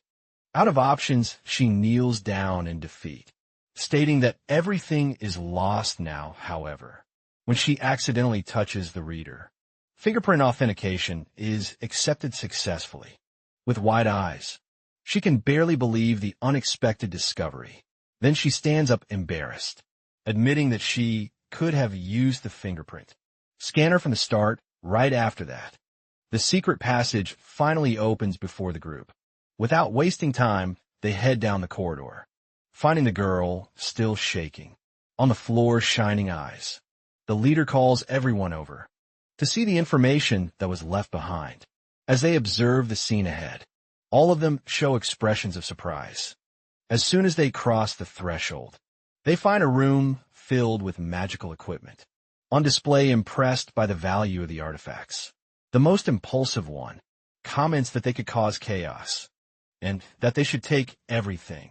Additionally, the group's observer notices the presence of 3 unique items among the rewards and is astonished. Despite the others' excitement, the young woman thanks everyone and explains that she only needs the materials left by her father right after. She approaches the pedestal, where a special armor is displayed. Suddenly, a bright light envelopes her body, surprising her with the energy it releases. Worry, the most sensitive guy, asks if she's okay, and suggests they take her to the hospital. However, the group's leader, irritated, smacks him on the head and tells him to shut up. Then, he asks his companion if she found anything important. She confirms that the armor belonged to her father, and says her abilities have drastically increased. From it, she reveals that she can now fight with her own strength, and mentions that the materials include writings about a god, sparking her companion's curiosity. Next, she begins reading, and explains that the 7 great bases emerged naturally until they received a divine revelation. According to the text, immortal entities would appear in the future, bringing with them both chaos and opportunity. During that period, mutant beasts and awakened beings emerged. Even though the bases had power, they fell into conflict, she goes on, saying that a new divine order was issued. Eliminate the immortals by any means necessary. She also explains that at first no one paid attention, but many hesitated to fight, because those who disobeyed were severely punished. In detail, she says that their bodies were condemned to decay, which led to the revelations being followed ever since. With a skeptical tone, the most playful one questions the meaning of it, considering players are immortal, but the leader reminds him of something essential. He clarifies that even NPCs can eliminate players to gain experience, although the gain decreases, against more powerful opponents. That way, the other concludes that for players to profit, they'd have to hunt in the real world, which would become a living hell. While the most distracted one seems not to fully follow the conversation, his companion comments that the situation is even worse than he imagined. Suddenly, an armed group appears at the entrance, causing everyone to prepare for battle. The enemy commander approaches and, in a mocking tone, asks why the rats stopped running. Recognizing him, the girl calls him by name and asks him to give up, stating that her father is already dead. Even so, he refuses, accusing the scientist of hiding materials and calling them both traitors who must die. At that moment, the leader intervenes, reminding him that they are players and unlike him. Don't die permanently trying to avoid combat. The young man proposes a deal, saying they'll owe a favor if they're set free. However, Rubik calls him May and reveals he planned to kill them from the start. Finally, he stares at the opponent and states that, with his strength, killing him will make him level up. Faced with the threat, the young man concludes that any kind of negotiation is useless. Without wasting time, the enemy orders his soldiers to open fire on the group. To protect her, the 2 spellcasters raise a magic barrier around their companion. While dodging, the leader realizes he can see the bullets, but can't avoid all of them in quick succession. With that, he decides that to save the girl, they'll have to eliminate the enemy commander first. Determined, he charges forward with a punch, ready to strike in front of him. The opponent smiles confidently, ready for a direct clash. Their fists collide violently, creating a powerful shockwave. Even during the brief standoff, the aggressor keeps his eyes fixed on the target, right after he surprises by revealing a hidden blade in his gauntlet. The weapon pierces the attacker's arm, and he screams in pain from the wound. Still, he forces himself to endure, knowing that if he fails, his ally might die. Surprised by his resilience, the enemy quickly retreats, trying to gain distance, taking advantage of the opening. The fighter lands a devastating kick to the opponent's torso. With the impact, the captain's body is thrown backward, crashing into his own soldiers. At that moment, a wheeled capsule is moved to the center of the room. The young man is startled to see what's about to happen. Then he sees the warrior girl, trapped inside the containment capsule, closely guarded by soldiers. The hostile commander asks if the boy is panicking, while the boy demands to know what he's plotting. With a satisfied smile, the man reveals that although he can't kill immortals, he can imprison them, preventing resurrection. Upon hearing this, one of the spellcasters realizes that if it's true, they'll lose their greatest advantage in battle. Acknowledging that he's also taken damage, the captain suggests both sides retreat. He then proposes a trade, the girl in exchange for the other's freedom. Without hesitation, the leader refuses to abandon his companions, earning praise for his loyalty. Faced with the answer, Rubik laments the decision and says he expected more wisdom from him. Then he orders another full-force attack, giving no chance to respond. The young man is struck by a barrage of bullets. As he tries to shield himself, seeing him wounded, the enemy mocks the situation, saying it ended too quickly and was boring. Finally, he gives the order to shoot the woman and finish her off. Meanwhile, Kantaro and Hikaru struggle to maintain a magical barrier around Yura. Difficulty, the former warns. He's reaching his limit in sustaining the defense. Right after the barrier shatters and throws him back from the impact, desperate, his comrade shouts that all is lost, while the girl watches in worry. Even lying on the ground, the warrior declares it's still too soon to give up. Next, he asks his ally to bring him the spear, saying he has a plan, but the other hesitates in fear. Then, under pressure, the young man agrees to go, terrified by the situation. With that, he runs desperately toward the weapon to retrieve it. Even with bullets flying nearby, he manages to reach the spear on its pedestal relieved. He celebrates having completed the task successfully. Immediately, he throws the weapon to his brother, while shouting for him. The other catches it midair without any trouble, however. The boy who ran is hit by several bullets and falls, screaming in pain shortly after. The warrior sees his body at the resurrection point, finding the feeling strange. Disappointed, Rubik complains that the boy chose to die, and that the experience points were few. Irritated, he orders his men to fire, eager to see how much XP they can gain. At that moment, a stone wall rises from the ground, blocking the shots protected. The girl comments that their firepower is too high, and wonders what to do in response. The fighter tells her to leave it to him, as he prepares an attack with his spear. A massive explosion follows the weapon's charge. The impact blasts a large hole in the structure, revealing an escape route.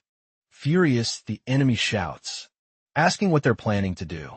Then the spear wielder tells his companion that she can turn into armor, to avoid dying, leaving her in shock.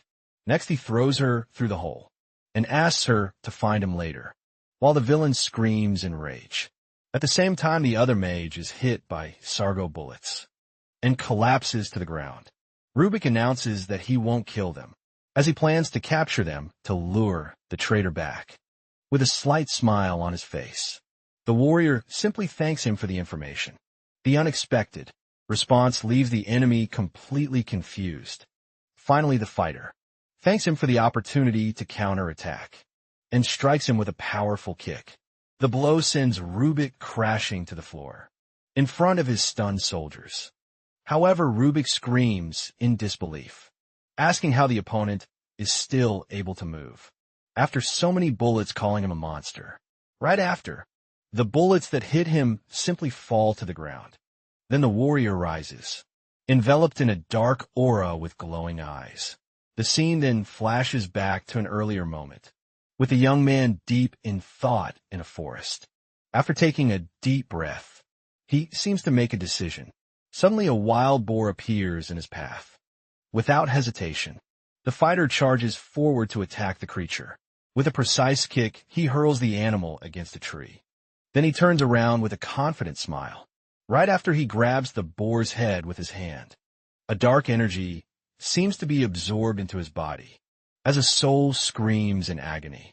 With that, a spectral figure manifests behind him, and he wonders what it is. He describes the feeling as a restorative hot spring, sensing an infinite power flowing through him. Extremely satisfied, he declares that it's the best sensation of all. He realizes that as long as his body can endure it, his strength, speed, and recovery will increase rapidly.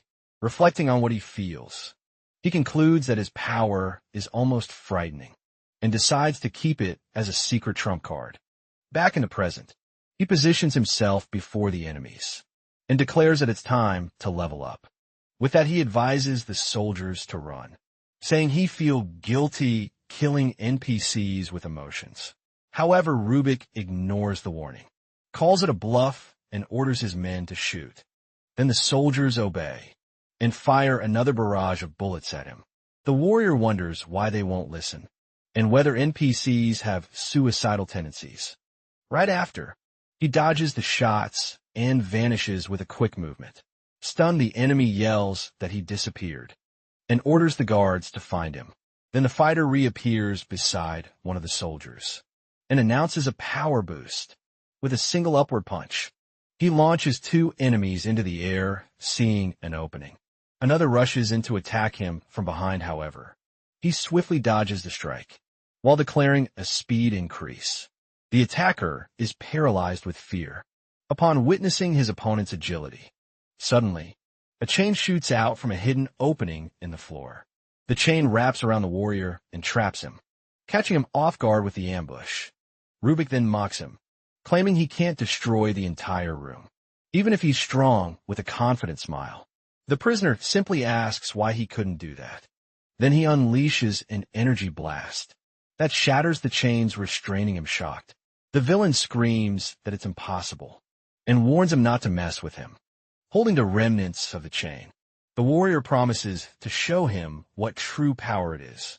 Right after he vanishes, leaving only the metal links behind, Rubik reacts, completely stunned by the scene he just witnessed. In disbelief, he steps forward and asks how the opponent managed to break free.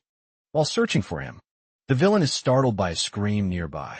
In an instant, he sees the figure standing over the bodies of the defeated soldiers. With glowing eyes, the fighter stares at him and warns that he'll be next. Suddenly, the enemy seems to understand how it was possible. He realizes that the boy didn't use brute strength, but dislocated all his bones to escape. The confirmation comes right after, when the fighter himself says that his healing allows him to fight immediately, even with a broken neck. Next, he charges forward and declares that he's going to kill Rubik and save Himikawa. Completely terrified, the antagonist backs away while calling him a monster. He then runs toward the capsule, trying to escape, but the pursuer gives him no breathing room. To buy time, the fugitive pushes one of his soldiers forward and shouts for them to stop him. Without hesitation, the attacker knocks the guard down with a punch and questions whether he feels no guilt. Using his men as shield, Rubik replies that he doesn't mind sacrificing others to achieve his goal, ignoring him. The spear wielder breaks Diana's capsule with a precise punch, with the structure destroyed. The liquid inside spills across the floor. The girl opens her eyes, appearing both frightened and relieved. As soon as she's freed, she hugs her savior and comments that he looks like he got bigger. Boy smiles and suggests that since they can't escape, they should go after experience points. Meanwhile, Rubik flees down ramp, abandoning his soldiers behind. Desperate, he orders the men to keep shooting and kill everyone. Those who remain obey and fire another barrage of bullets. Rubik then sees a resurrection light and wonders if the enemies died from the attack. He then questions his men to find out if anyone gained experience points. One of the soldiers raises his hand and confirms he got the points. However, he reports gaining less experience than expected, questioning the relationship between rank and power. The commander gazes at the horizon, reflecting on the revelation and what Yura discovered. The scene then shifts to the outside of the facility. Back at the resurrection point, the warrior complains of a headache, concluding that dying isn't pleasant. Soon after, he gets up and walks toward the waiting room. As he approaches, he asks Kantaro and Ayana why they look so serious. Kantaro grabs him in a panic, asking if he forgot the divine revelation. He then explains that in 7 days, the bases will attack and the current players won't be able to defend themselves. With that, Kantaro concludes that players who can't level up will start killing. Ayana turns to her companion and asks, incredulously, if he's joking about awakened players. In the real world, Kantaro laments that for money, human reason disappears, and that the real world will become hell. While Ayana tries to cheer him up, the boy cries, saying the world will be destroyed. Suddenly she watches in surprise, as he stands up with a determined look. Without warning, the warrior kicks Kantaro away, in front of Ayana's shocked gaze. Kantaro hits the wall as the girl screams, begging them to talk it out. Lying on the ground, Kinnuru asks through tears if the other plans to kill him. Shugo then calls him pathetic and questions the use of having such a weak heart. Next, he kneels and says there will be another chance, prompting Kinnuru to ask for details, while the strategist explains that the players have no chance. Ayana reminds them they can get stronger with the game's equipment. Kantaro then doubts they can grow stronger that easily, since the game feels too real. With that, the leader defines their top priority as quickly increasing their rank and obtaining rare equipment. He reveals that they rescued Yura, and that since she's the daughter of a former leader, she must have supporters. The plan then becomes clear with Yura's help. They'll get gear and power up at once. Kintaro understands the idea is to find ally players and delay the slaughter at each base. Even so, he worries about the small number of allies. But his brother reminds him he's forgetting someone. Curious, he turns and asks who he's talking about.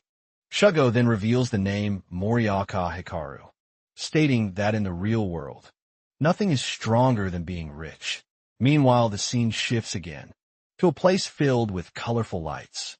At the same time, in a nightclub, the crowd was watching a performance on stage. At that moment, a woman asked why Hikaru didn't seem to be having fun. She soon invited him to drink. Next, she tried to pour the drink directly into his mouth. However, a hand smashed the wine glass into her face. Stunned, he shouted, wanting to know who was there. Then Shugo appeared, telling him to pretend he doesn't know them in the real world, which led to him being recognized. Hikaru began to laugh as he pushed a girl aside. Next, he climbed on stage and announced that everyone's drinks were on him. When Shugo's group approached, he asked how they knew they were there, but Shugo simply asked for a private room.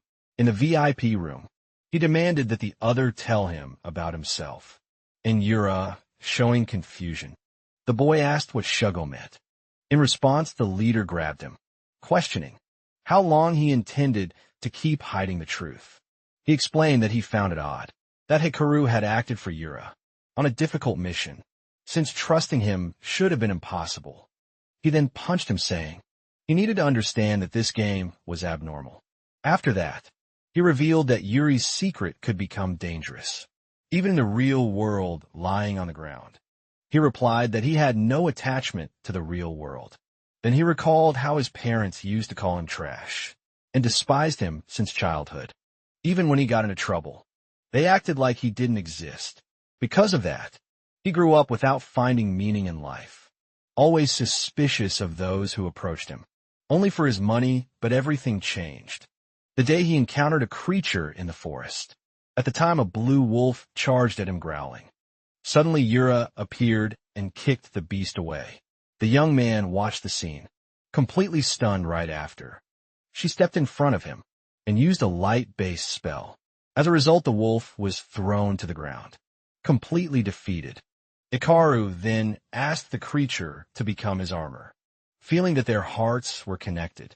In that moment, he realized he loved Yura and wanted to spend the rest of his life by her side. Back in the present, Shugo interrupted him to ask what the monster had left behind, leaving him confused. So he deduced that to protect his princess, he needed a trump card and kept it a secret. With that, Hikaru admitted he couldn't hide it anymore and revealed the certificate of autonomous zone recognition. Then, Kintaro and Ayana were surprised, commenting that it was an item used to build a hideout and that he was lucky next. Shugo said he understood his desire to stay in the game, but warned him that the virtual world was becoming increasingly dangerous. After a sigh, Hikaru agreed that he could no longer run away and asked what he should do. In response, Shugo said he should use every possible means to gather as many people as he could. He then smiled with determination, announcing that they would build a base bigger than the survival zone. Shortly after, a ruined building stood out amidst the devastated landscape. There the group walked through the desolate area toward their objective. Suddenly, Hikaru turned around after sensing a presence approaching. Right after, Yura jumped on his back, happy to have finally found him. While the others looked away, Shugo asked if they could proceed. Gathered together, he explained that in 7 days, the great bases would attack the survival zones, which was dangerous for everyone. His plan was to make the natives independent from the 7 great bases, which surprised the girl. She then revealed that, since she had been expelled and no longer received revelations, she might be able to help.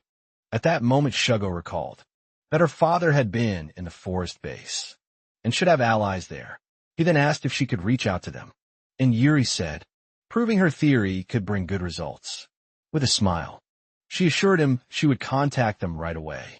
Meanwhile, at the forest base, a large tower rose among the trees. A guard ran toward his captain at the fortress wall.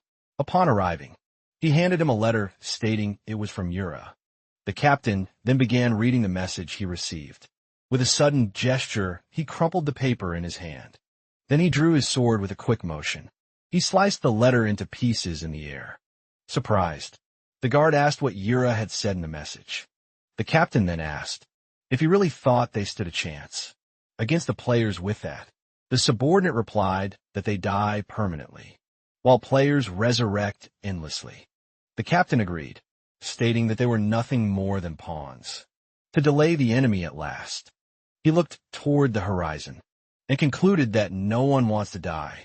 He revealed a risky plan that could either empower them or wipe them out, and asked if the guard would still follow him. Faced with a loyal and positive response, the captain simply said he understood. With that, he looked toward the fortress and said they couldn't waste any time. Next, he ordered a summons to be sent out to everyone. With a smile, he concluded that this would be a gift for Yura. Outside the forest base, the group was preparing to enter. Then Kantaro knocked on the large wooden wall, standing beside Yura and the others. He asked if this was the right place. She confirmed the location using the map, but Hikaru voiced his distrust toward Sam. Irritated, the girl pulled his ear, explaining that the man was her uncle and the one who raised her. She then said he had separated from her father to join the army and that she wasn't expecting a reply. Shugo then wanted to know if her uncle was in charge of the entire forest base. Yura denied it, clarifying that he only commanded one of the 12 units, since the leader didn't trust him. Impatient, Kintaro got ready to act. Right after he punched the wall with all his strength. In pain, he backed off, saying the wood felt like iron, and questioning how they were supposed to find anyone. That's when Ian offered to handle it, preparing her weapon as her summon. Appeared, but Shuko stopped her, saying there must be another method, since Salem had pointed them to that spot. Suddenly, an explosion destroyed part of the wall. From the inside out, amid the debris, a guard was thrown out. The man looked at Yura and recognized her as the young lady. Right after, he collapsed at her feet, happy to have finally found her. Awkwardly, she asked who he was and why he was acting like that. He introduced himself as Ken, assistant to Sam and explained that he hadn't knelt. He just fell from the explosion. Ken then hurried the group, saying the intentional explosion would attract more guards. From a wall, a watchman spotted the group running and shouted that there were intruders. Ken looked back, seeing more guards approaching to pursue them. Shugo asked him how they planned to escape. With all that attention, with a confident smile, the assistant simply said it was obvious. Then he raised his arms and shouted that they'd make a frontal assault. Leading the charge, Yura brought her hand to her head, complaining about the pain from all the confusion. Shugo tried to calm her, saying the captain's plan should have a chance of success. Suddenly, the group's sprint was abruptly interrupted. They had arrived at a large round structure, and Yura asked if this was the place. Soon the ship with the number 13 began to approach them. Some then appeared at the entrance of the ship, welcoming them to his fortress. With an emotional smile, the young woman recognized him as her uncle. She quickly hugged him, while he apologized for what happened, saying it must have been hard. Meanwhile, outside, the guards, who were chasing them, were rapidly approaching. Faced with the threat, Shugo shouted for everyone to take their positions, but he was stopped by a hand gesture. Some told the group to enter first, assuring them he would handle the situation. Shugo and Kantaro watched as the man stepped forward. Guards then confronted him, asking if he planned to attack Arsenal 13. Sam explained that it used to be his lab, before Rubik turned it into an arsenal. Without permission at that moment, one of the guards protested, saying he needed the general's authorization and couldn't bring outsiders. With disdain, the scientist dismissed Rubik's authority and announced the withdrawal of the base's 3rd unit. Then he warned them to be ready if they wished to fight. Shocked, the soldiers called him insane and gave the order to open fire. Selm activated his weapon, saying he didn't want to kill them, but couldn't help it if they insisted on dying. With a swift motion, he charged at the guards with his electric weapon. His attack quickly struck one soldier's rifle, who reacted in complete surprise. He then broke another's weapon with a powerful kick. With that, he took down the others in a series of precise strikes. From inside the ship, Shugo watched, impressed by the man's strength, which seemed to rival his own. He then reflected that he had only injured Rubik with a surprise attack, and wondered how they would handle others of that level. Meanwhile, all the guards were already down, defeated on the ground.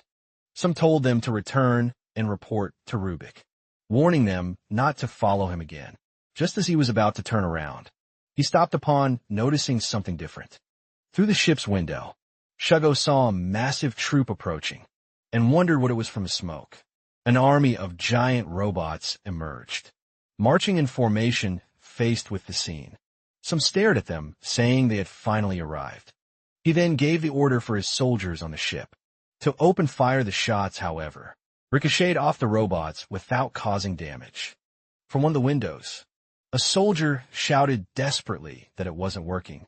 Shugo then asked what those things were, and the soldier explained they were the crystal robots, the base's secret weapon already inside the ship. Sun revealed that each of the 7 bases received the Lord's technology to kill immortals. He then told Yura that he witnessed the birth of the divine place alongside her father that moment. He remembered how it all suddenly appeared. Without warning, Sean recalled trembling, realizing that humans could not defeat a lord. With such advanced technology, he explained that even the most powerful beasts were weak compared to them, and that he couldn't keep his composure. He confessed that the power was immense, and that he only realized his mistake when Yuri's father was killed. With that, he bowed in regret, offering his sincere apologies to the young woman. Shugo cursed the Lord for making them fight, and questioned whether they could escape. That military force outside, the army of robots, continued advancing relentlessly. Some shouted, shocked that the robots now had cannons, and that the upgrades were happening too quickly. At the base's tower, the general wondered whether they could really modify what the Lord had given them so easily soon. Rubik declared that with the next evolution, they would become true killing machines. With a laugh, he said that the immortals were nothing more than nutrients, to walk alongside the Lord. Next, one of the robots fired a powerful energy beam. The attack struck the ship directly, causing a series of explosions on the hull. Desperate Kintaro shouted, asking what they should do. Shugo then called for Ayana, who promptly responded to his command. With that, she materialized an energy weapon in her hand. She then fired, and her projectiles destroyed one of the robots. The enemy exploded into several pieces from the impact of the attack. Satisfied, Shugo celebrated that the counterattack was working. Soon after, the cargo bay door of the ship opened. From inside, an army of allied robots emerged, ready for battle, looking at the troops on the ground. He considered them naive. Rubik warned them not to underestimate the Lord, as the base would generate robots endlessly. With that, Kintaro panicked upon seeing the enemies multiply, but Shugo told him to calm down. He then looked to the side, concerned about what some would do. Meanwhile, some was running hurriedly through a corridor of the ship. He then kicked down a door with force. Upon reaching the cockpit, he revealed that his trump card was the first-generation flying saucer, sitting in the pilot's seat. He said he was counting on the ship, so they could act together. With determination, he declared they would uncover the truth about the Lord. Soon after, he activated the ship's controls with a shout. The ship then began to move, floating above the battlefield. Inside Arsenal 13, Ken and his soldiers found the sudden silence strange. Outside, the entire ship lifted off, flying over the ruins of the city. Guards on the ground reacted in shock, asking if the arsenal had flown. Suddenly, the wine glass was shattered. In the tower, Rubik watched the escape, accusing someone of hiding the new flying saucer. That was supposedly a failure. The soldiers on the ground could only watch the ship fly toward the moon. Punching the glass, Rubik raged at the stolen technology. From a forest base, he then shouted that he would not let some escape with his technology, no matter what elsewhere. An abandoned building stood out in the night. Nearby, a group of people worked to build a new base. Some ship then appeared in the sky, startling the people on the ground. Soon after, the flying saucer landed in a clearing in the forest. Shugo's group descended the ramp of the ship. As soon as it landed with the impact, Shugo stumbled and fell to the ground.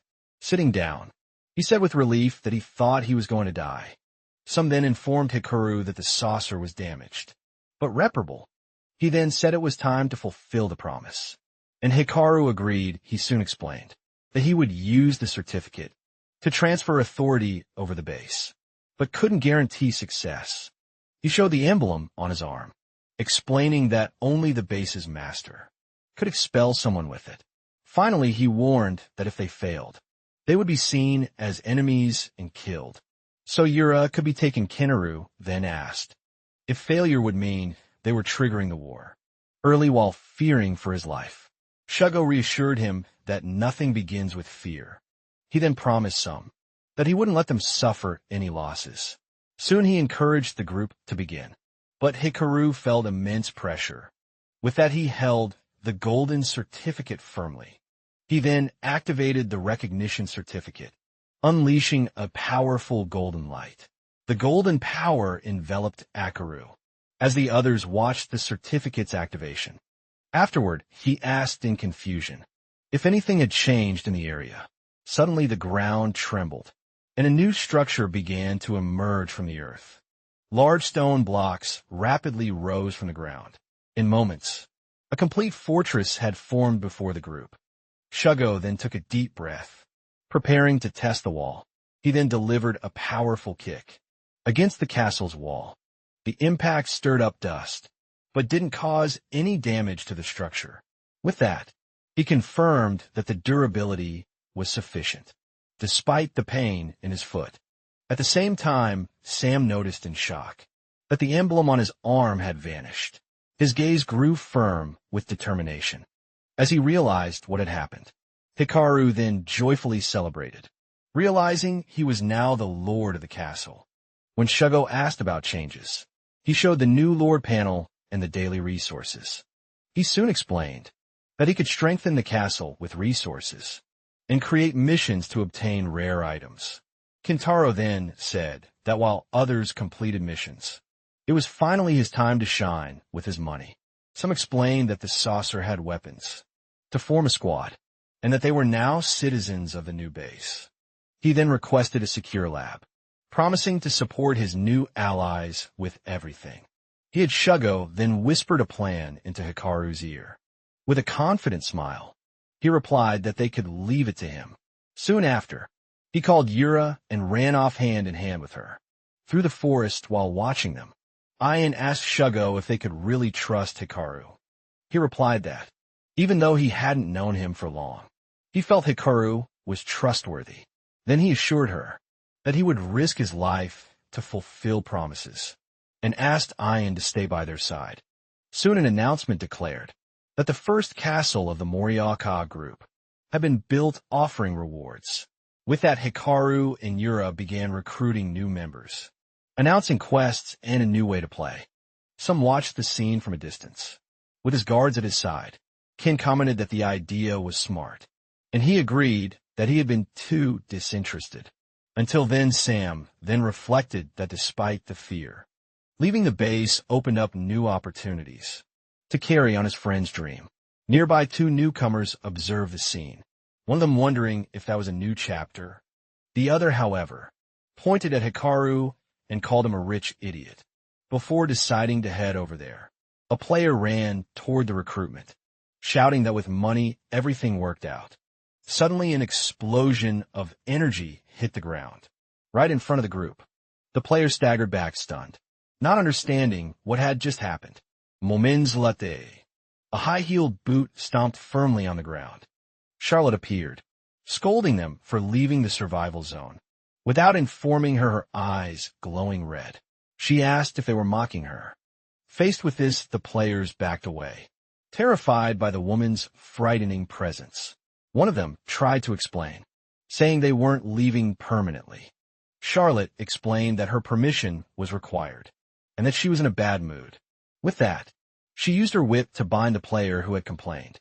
Then she punished another, stating that this is what happens to those who betray her. After that, she asked what the others would do, reminding them they couldn't escape the pain of death. With a sinister smile, she invited them to experience the pleasure of dying. Terrified, the players screamed that they would return to the base. Immediately, the administrator then watched with satisfaction. As they fled, Shugo compared the woman to an abusive boss, and she challenged him, asserting her authority to make the rules. She then offered the option of killing her, so the obstacle would disappear. Shugo dismissed the idea due to the power gap, but reminded her that every game has rules for completing missions in exchange for rewards. With that, he said that as an administrator, she also had to follow that rule, leaving her momentarily confused. Shugo then turned to Hikaru, saying it was his turn, and he accepted the task confidently. Next, the new lord used his authority to create a new quest. The mission was to stop the administrator for 10 minutes to recruit allies in exchange for epic weapons. Shugo's group prepared to accept the quest. On their panels, as soon as they accepted it, the three unleashed power toward their opponent. Shugo realized that the authority of a castle lord to create missions seemed to be greater. With a smile, Charlotte praised him, calling him a clever man then. She asked if he really thought using the rules against her would work inside a protective barrier. Shugo admitted they couldn't win, but they could hold her for 10 minutes. Hikaru hurried the players, reminding them they had only 10 minutes to earn the rewards. While one player got excited about the opportunity, another refused to go, afraid of the danger. Charlotte then noted that, although she couldn't break the rules, only the 3 of them had accepted the mission. With that, she threatened to kill the other players to make the quest fail, promising to get them one by one. Our video ends here. If you enjoyed it, please like and subscribe to the channel. Until next time, bye-bye.